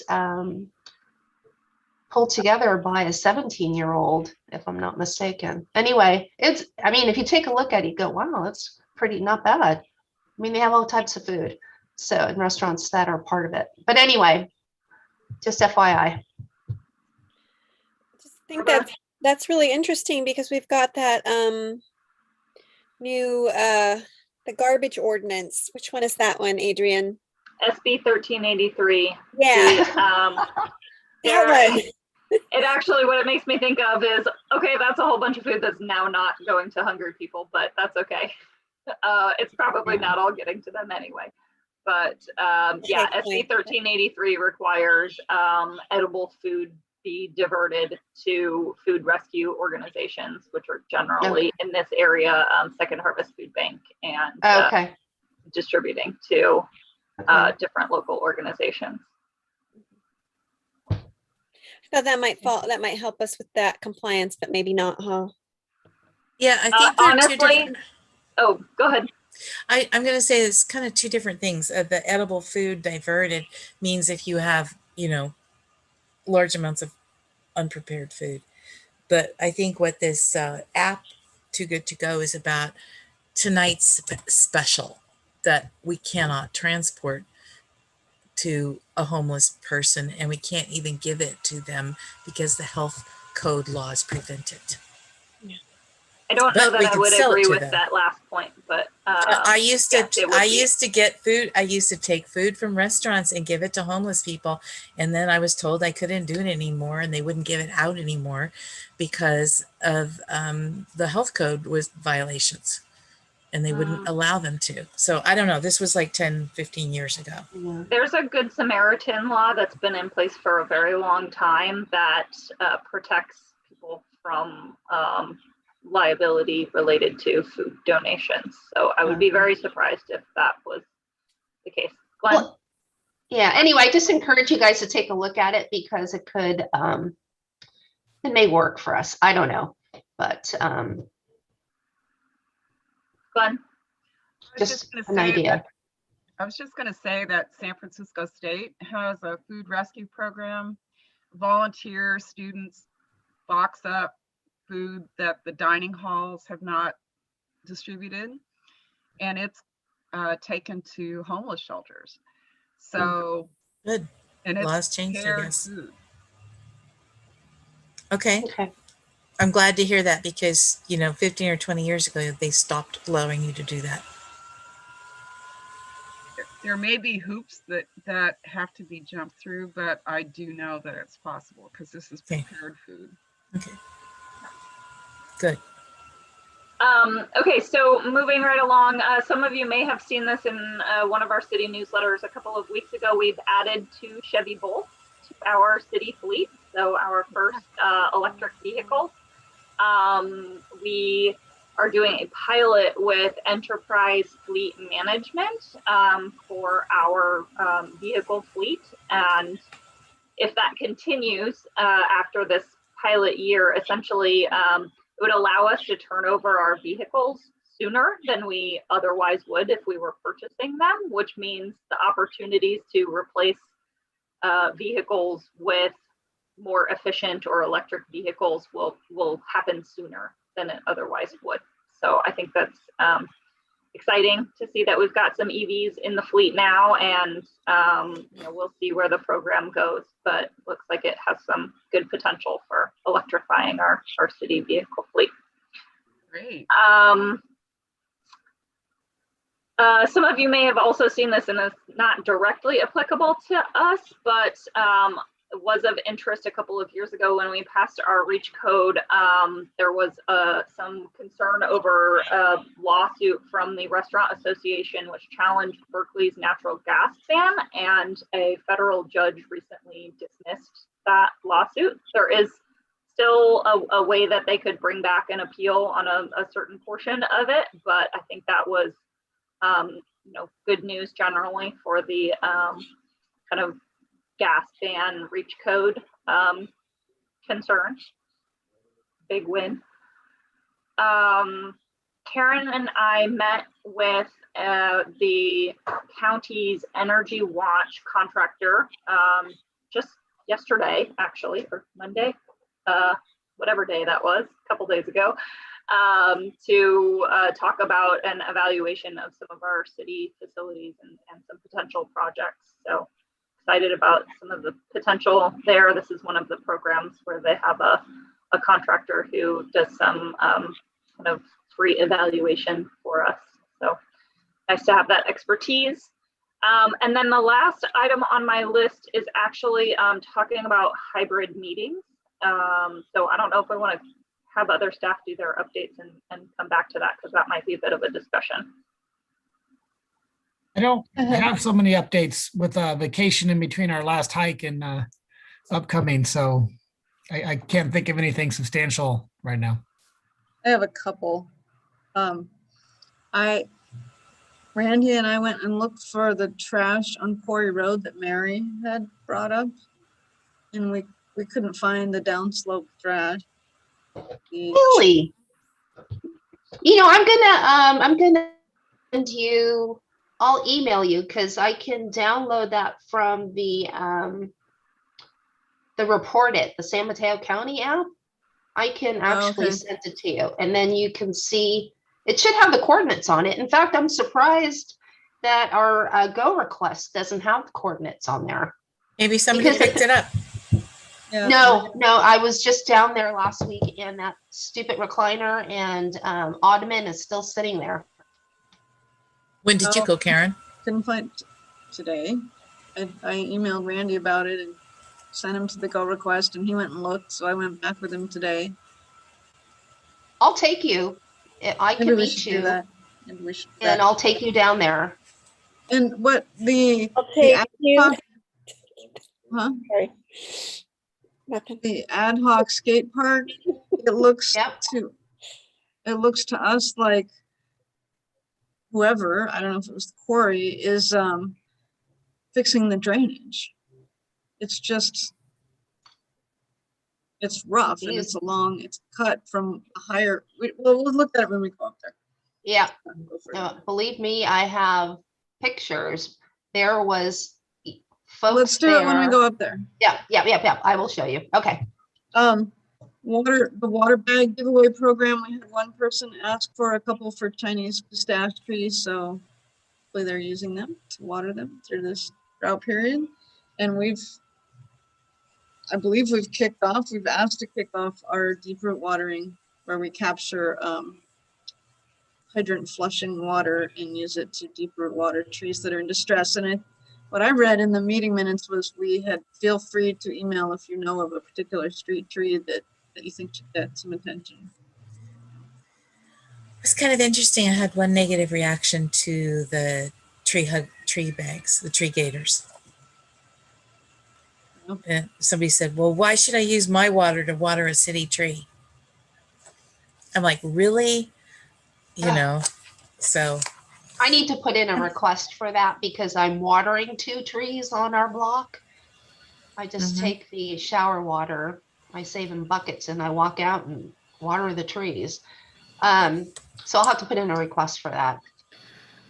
Sean, I think you need a yellow hand because yours is hard to see. Oh yeah. Oh, maybe. Anyway, what I noticed was because I saw the article about the tree bags and they're the little graphic shows them right on the tree. We had talked about the tree bag should actually be on a post next to the tree as opposed to around the trunk because it rots the crowns out, and all the information that went out, I can't remember, was it in the Star or whatever, it had a graphic of the tree bag right on the crown of the tree, and it zipped up the trunk of the tree, and I was like, oh. Yeah, that's not how to do it. No. I wasn't aware we talked about that, and where I live, Friends of the Urban Forest did that with our new trees. They put them right on the trunk. We did note that they need to come out by winter, so they're only going to be up for a few months. Yeah. But whatever. I thought it was interesting since we had talked about it, and then and the next thing I saw, there were pictures of them attached to the tree. So we have more available, correct? More. Yeah, we ordered a bunch, and there are only the 2 so far that were. Okay, I'm gonna put a note on Facebook. That's all. And they're only to be used for city trees? What? Yeah, that was what we talked about. Okay. Yeah. Okay.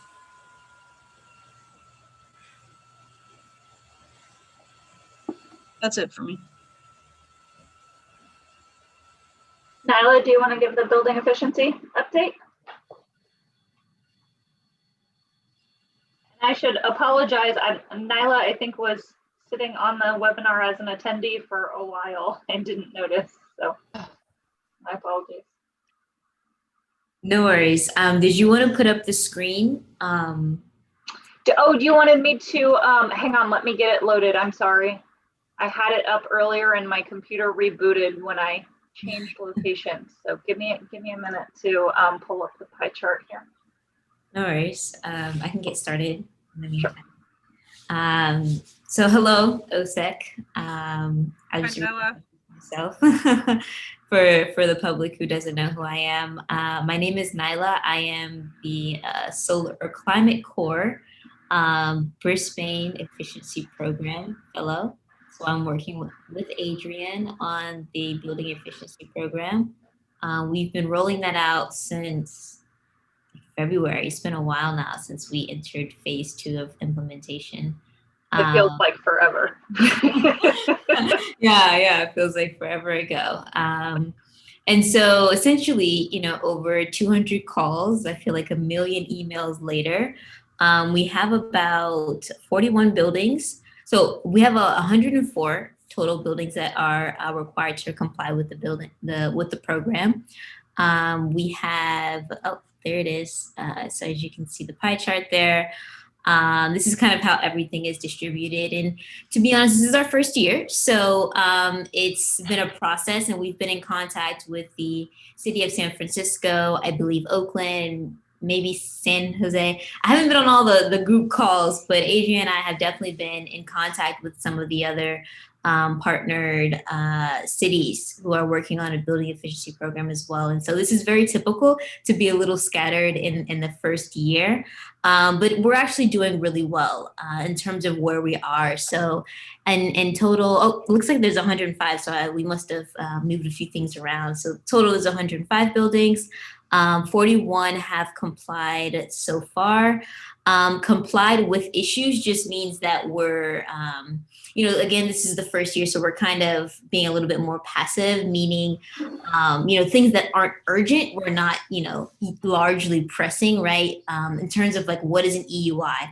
A lot of building owners don't know what that is, right? So we're going to use this next year to really educate everyone on, we're actually launching a newsletter in the coming week, which is going to continue to educate building owners, on a week, maybe not a weekly, but at least a monthly basis on how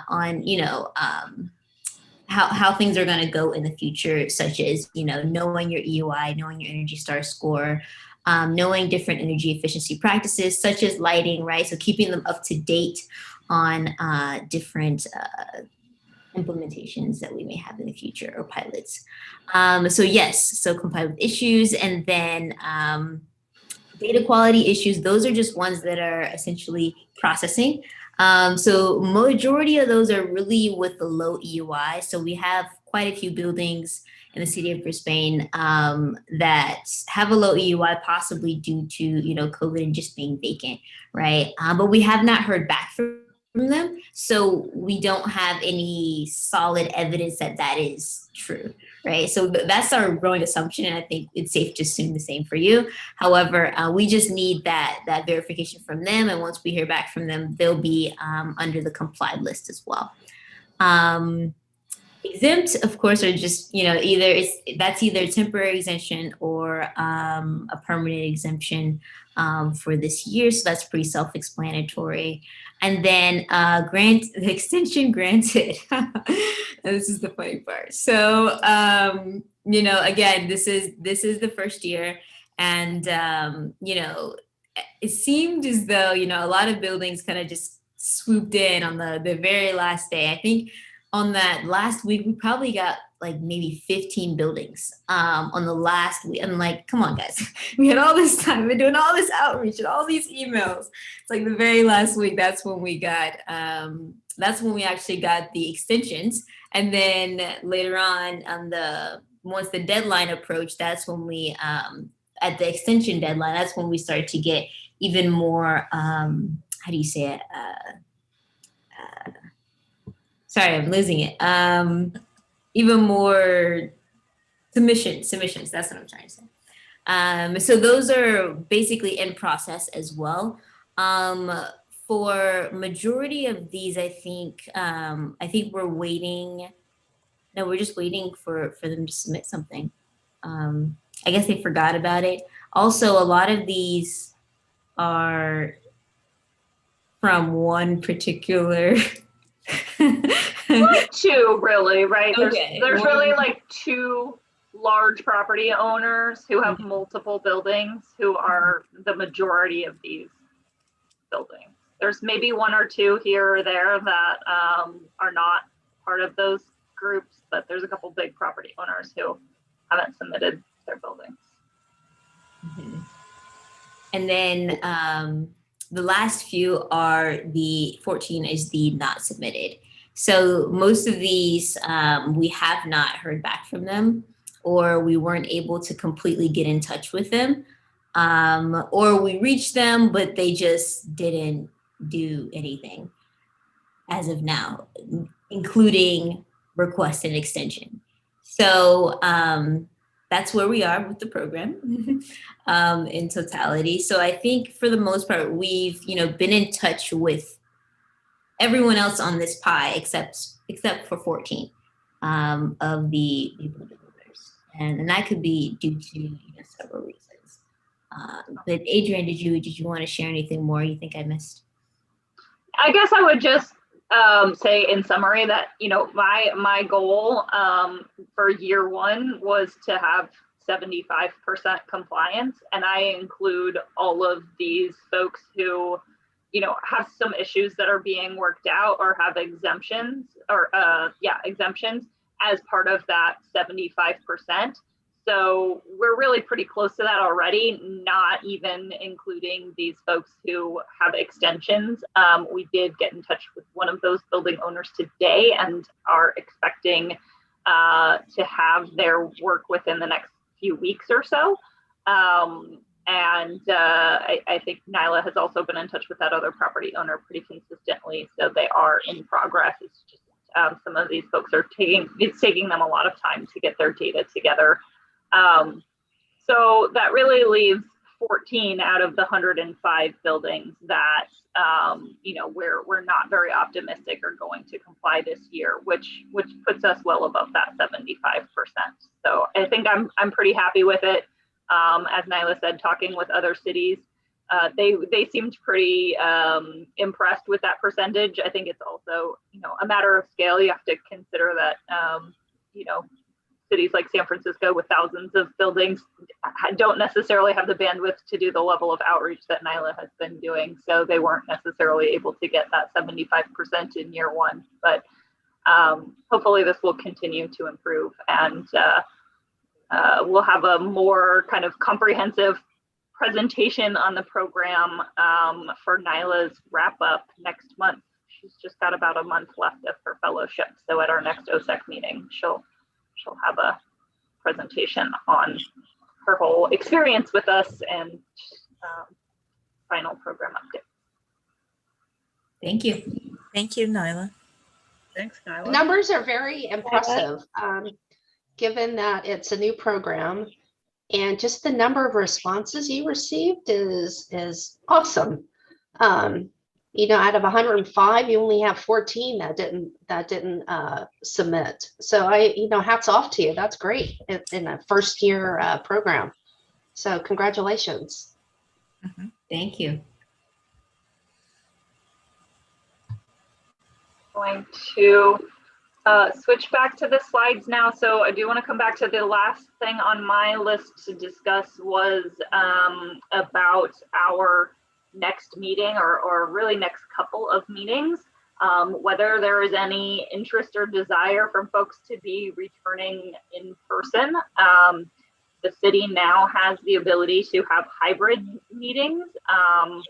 I think the Park and Rec Commission maybe a couple of weeks ago had the first hybrid meeting, and the City Council had a brief presentation on it at their July 15th meeting as well.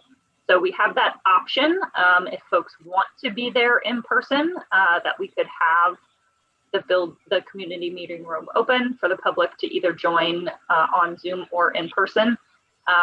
We also have the option to remain entirely virtual if none of the committee members want to be there in person for at least August and September. The current executive order kind of suspending the regular Brown Act rules expires September 30th. So unless that is extended by the governor or the legislature does something to change the Brown Act rules, we would at minimum have to begin hybrid meetings and have the community meeting room open for the public to join our meetings beginning in October, if not sooner. So the question is, for the group, if anybody wants to be there in person or if everybody's would like to continue on Zoom. Personally, sorry. Go Lynn ahead. has her hand. It's a question, and I'm kind of wrestling with this question at San Francisco State also. If we're in person, do we have to be masked? Because if we do, I'd rather continue with Zoom. If we don't, happy to be in person. I agree with Glenn on that. If we have to wear a mask during the meeting, I'd rather continue on Zoom. But if we resume in person, I would want everybody who was in person to be vaccinated.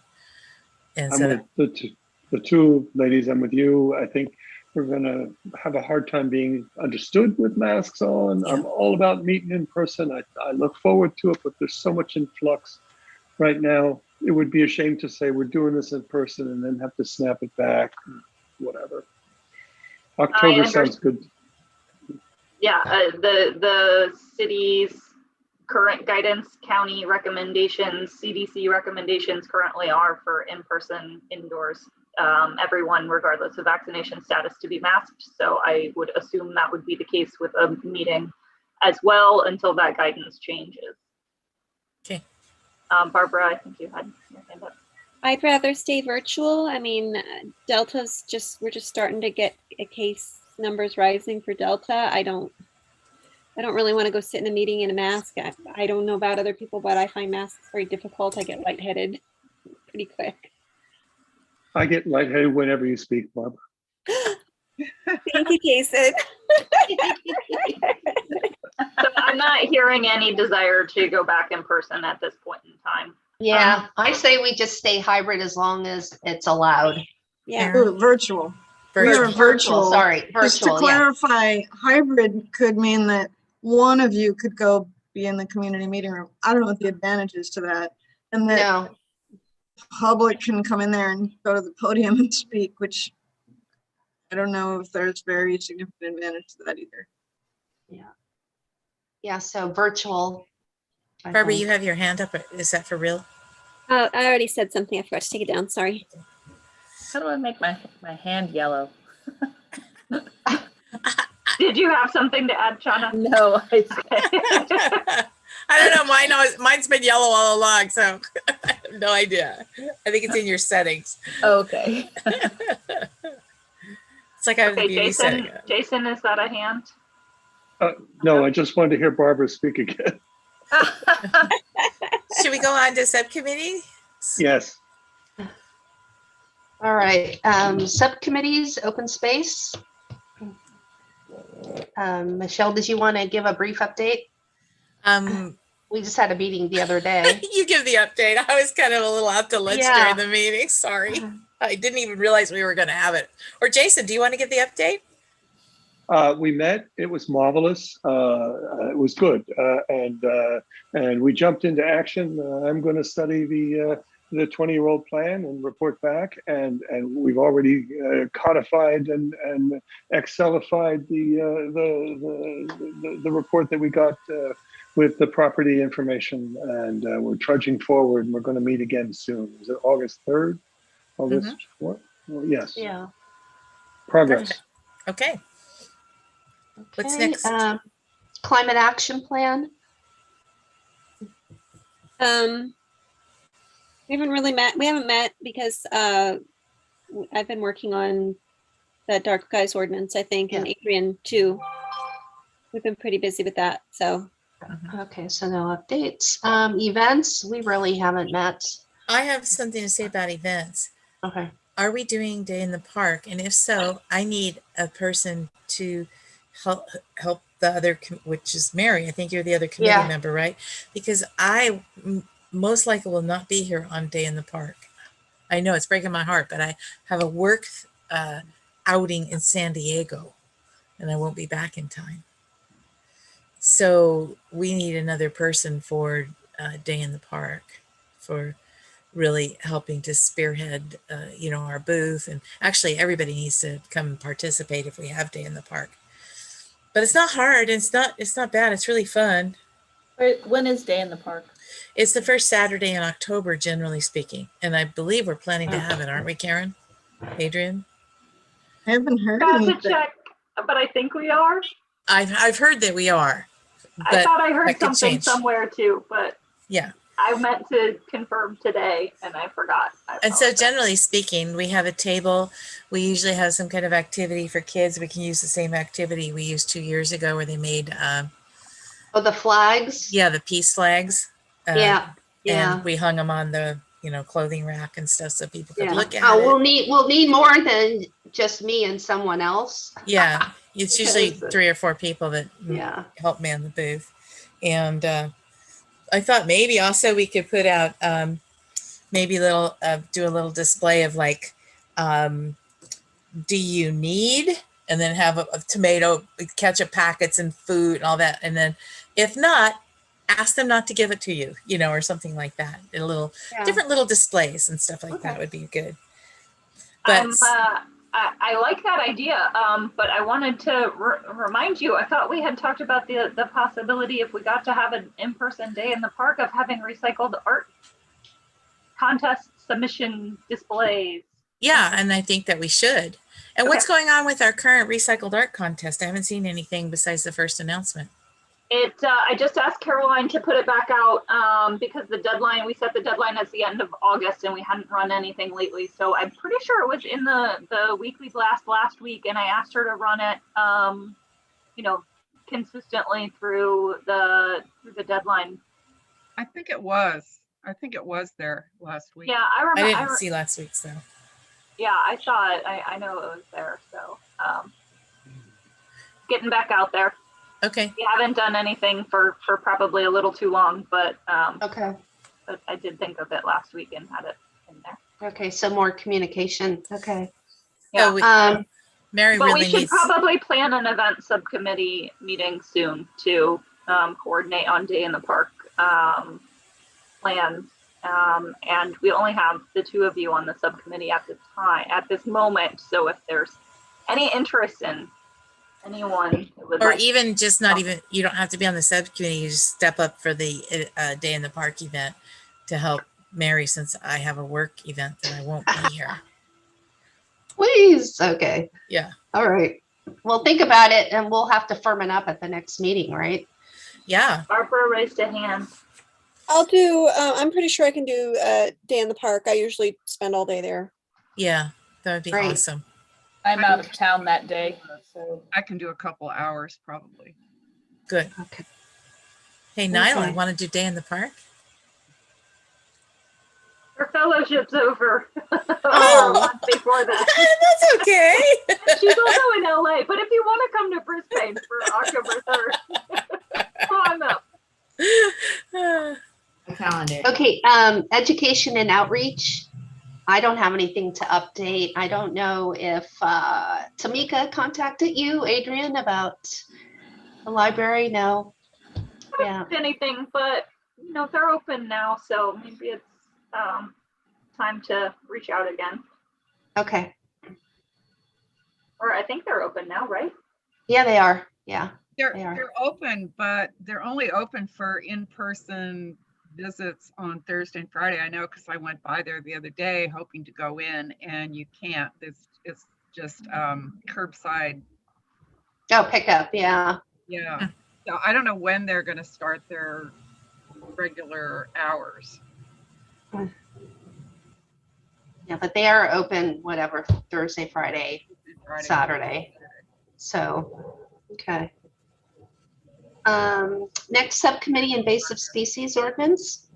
Come on, I just want to check. Barbara, was your hand from earlier that didn't come down, or did you have something else? Okay. Yeah, I just forgot to put it down again. Okay. I just like the attention.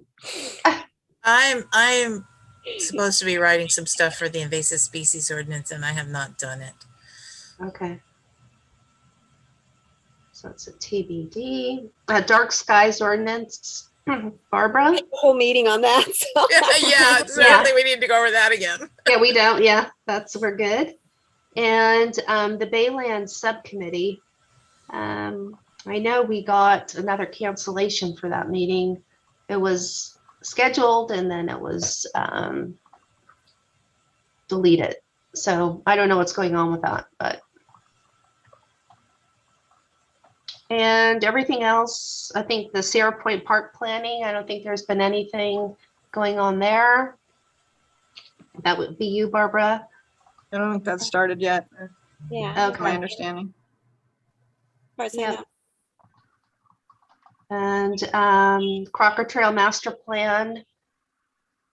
That was, please correct me, council did approve that, right? Yeah. Yeah. So do we want to take that one off? Yeah. Going Replace it forward. with the frog. Oh, yeah. Wouldn't we still want to stay involved? This is sort of have a representative so that we know, can follow up with what's going on with it, or are they moving forward with it or anything? It would be nice to continue to make sure that OSEC's current concerns are incorporated, but Yeah. Mary, if you don't mind, I think we should just leave that status quo. Yeah, I mean, that's fine with me. I'll stay on it. Okay. We'll just gray it out so it doesn't come up every month. Yeah. Yeah. Okay. Sounds As good. needed. Okay. Mhm. Ad And hoc. then tree issues. I haven't met on that for a while. Yeah. Now you guys, I sent that charter, the draft charter, so you have it. So, because I'm no longer on that committee. We should have a meeting pretty soon. it's on Because that Sean is way. on the committee now. Yeah. Okay. Yeah, let's I've just have a been- meeting. Can you, Adrian, can I tap you to send out a survey monkey or whatever? And Can we wait till September for this one? I'm kind of overbooked for the rest of the month, and so are you. I'll coordinate, but I'm not actually on that subcommittee. Yeah. That's Karen on that one. okay. Who's the lead now? Because Mary was kind of the lead. Yeah. Barbara, Am I okay? you're The Dark Skies wants your to name's probably bolded, so yeah. All right. slow down. I can't see the thing, so I will pick Oh, up. am I sharing still? No, No. no. No, we just get to Nobody look said at anything. Heather's Yeah, lovely face. I'm and- just reading in through my, close-up. I printed out the agenda. Sorry about that. I told you guys the box went away earlier, so I didn't know it wasn't. Or verbal learners. I'm sorry. That's okay. We have it sort of memorized. Yeah. You all know. Okay, now are you seeing Okay. it? Yeah. Okay, Now I'm sorry about seeing- that. okay. Well, this is okay. Okay. And the festival tree, I think we are going to meet, right? Next. Karen, that was set up. I think that's next week, right? Yes. Next Wednesday, we're going to meet at the tree. Yes. Okay. And then the Lippman Science Fair, that's annual, so that's not Yeah, I on the should agenda make yet. that inactive for now. Yeah, yeah. Oh, good. Is that it? I think that's it. And then next will be calendar items. We can run through that quickly. I think the only thing I wanted to note here was that I was talking to Caroline earlier in the month about what we were going to be running in the STAR, and there is not going to be a STAR publication in August. So we will try to coordinate something, hopefully, for Coastal Cleanup Day promotion to go out in September, since that would be happening later that month. And at one point we had talked about the possibility of kind of pairing that with an article on ocean pollution. I'm not sure if it's been a while since we talked about that, so I don't know if anybody still would like to do that. If there's any volunteers to draft something, Glenn? I'll do that. Awesome. Roughly, Sorry, I couldn't hear that. how many words should it be roughly, or can you give me? Generally, we can do like a 1-page article, which would be about a standard page written. It should definitely include an image. I was thinking with this, we may consider making it like a 1/2 page on pollution and a 1/2 page on Coastal Cleanup Day, like the flyer or promotion for Coastal Cleanup Day. So Okay. 1/2 page, if that's sufficient, but I don't, there's usually some flexibility. So I would say definitely not more than a page. Okay. And that's double spaced. No, single space. Yeah. Is that 11 by 17? A single Just space checking. paragraph is about 200, 250 words. So I'll shoot for 2 paragraphs, 500 words or so, and let's see. So those are generally due to Caroline by the 15th of the prior month. So that would be by August 15th. So we have a couple of weeks, but not a ton of time. Okay.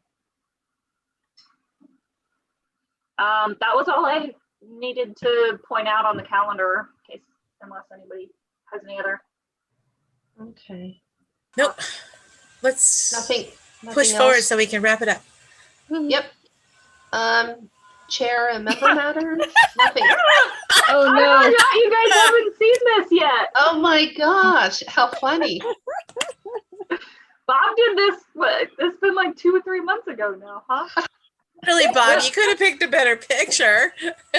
I forgot about it. I don't remember why we that was the only pictures we had. Look at me. I'm the grainiest. Everybody's looking funny. So Yeah. You might be the grainiest, but I might be the granniest. Oh, all right. Nyla's got the pearly whites showing. I look like I've escaped I the like old it. age home. It's like, Yeah. what did he say? What? Maybe you could put So up the our next baby meeting, pictures instead. The next meeting is August, can't remember, The 4th Wednesday in or the August. 25th, yeah. And Barbara, it's all yours. Thank you I'm very gonna much. put it in my new calendar. Ooh, Thank and set you. all the alarms and bells and whistles. Ooh. Okay. Thanks, everybody. Oh, Thank I move we you. adjourn. I mean, I make a Yeah. motion, we adjourn. Second. Second. Anyone second it? All in favor? Yay. Yay. Aye. Okay. Okay, good night. Okay, good night, Thanks, everyone. everyone. Good Take night. care. Bye, everyone. Bye.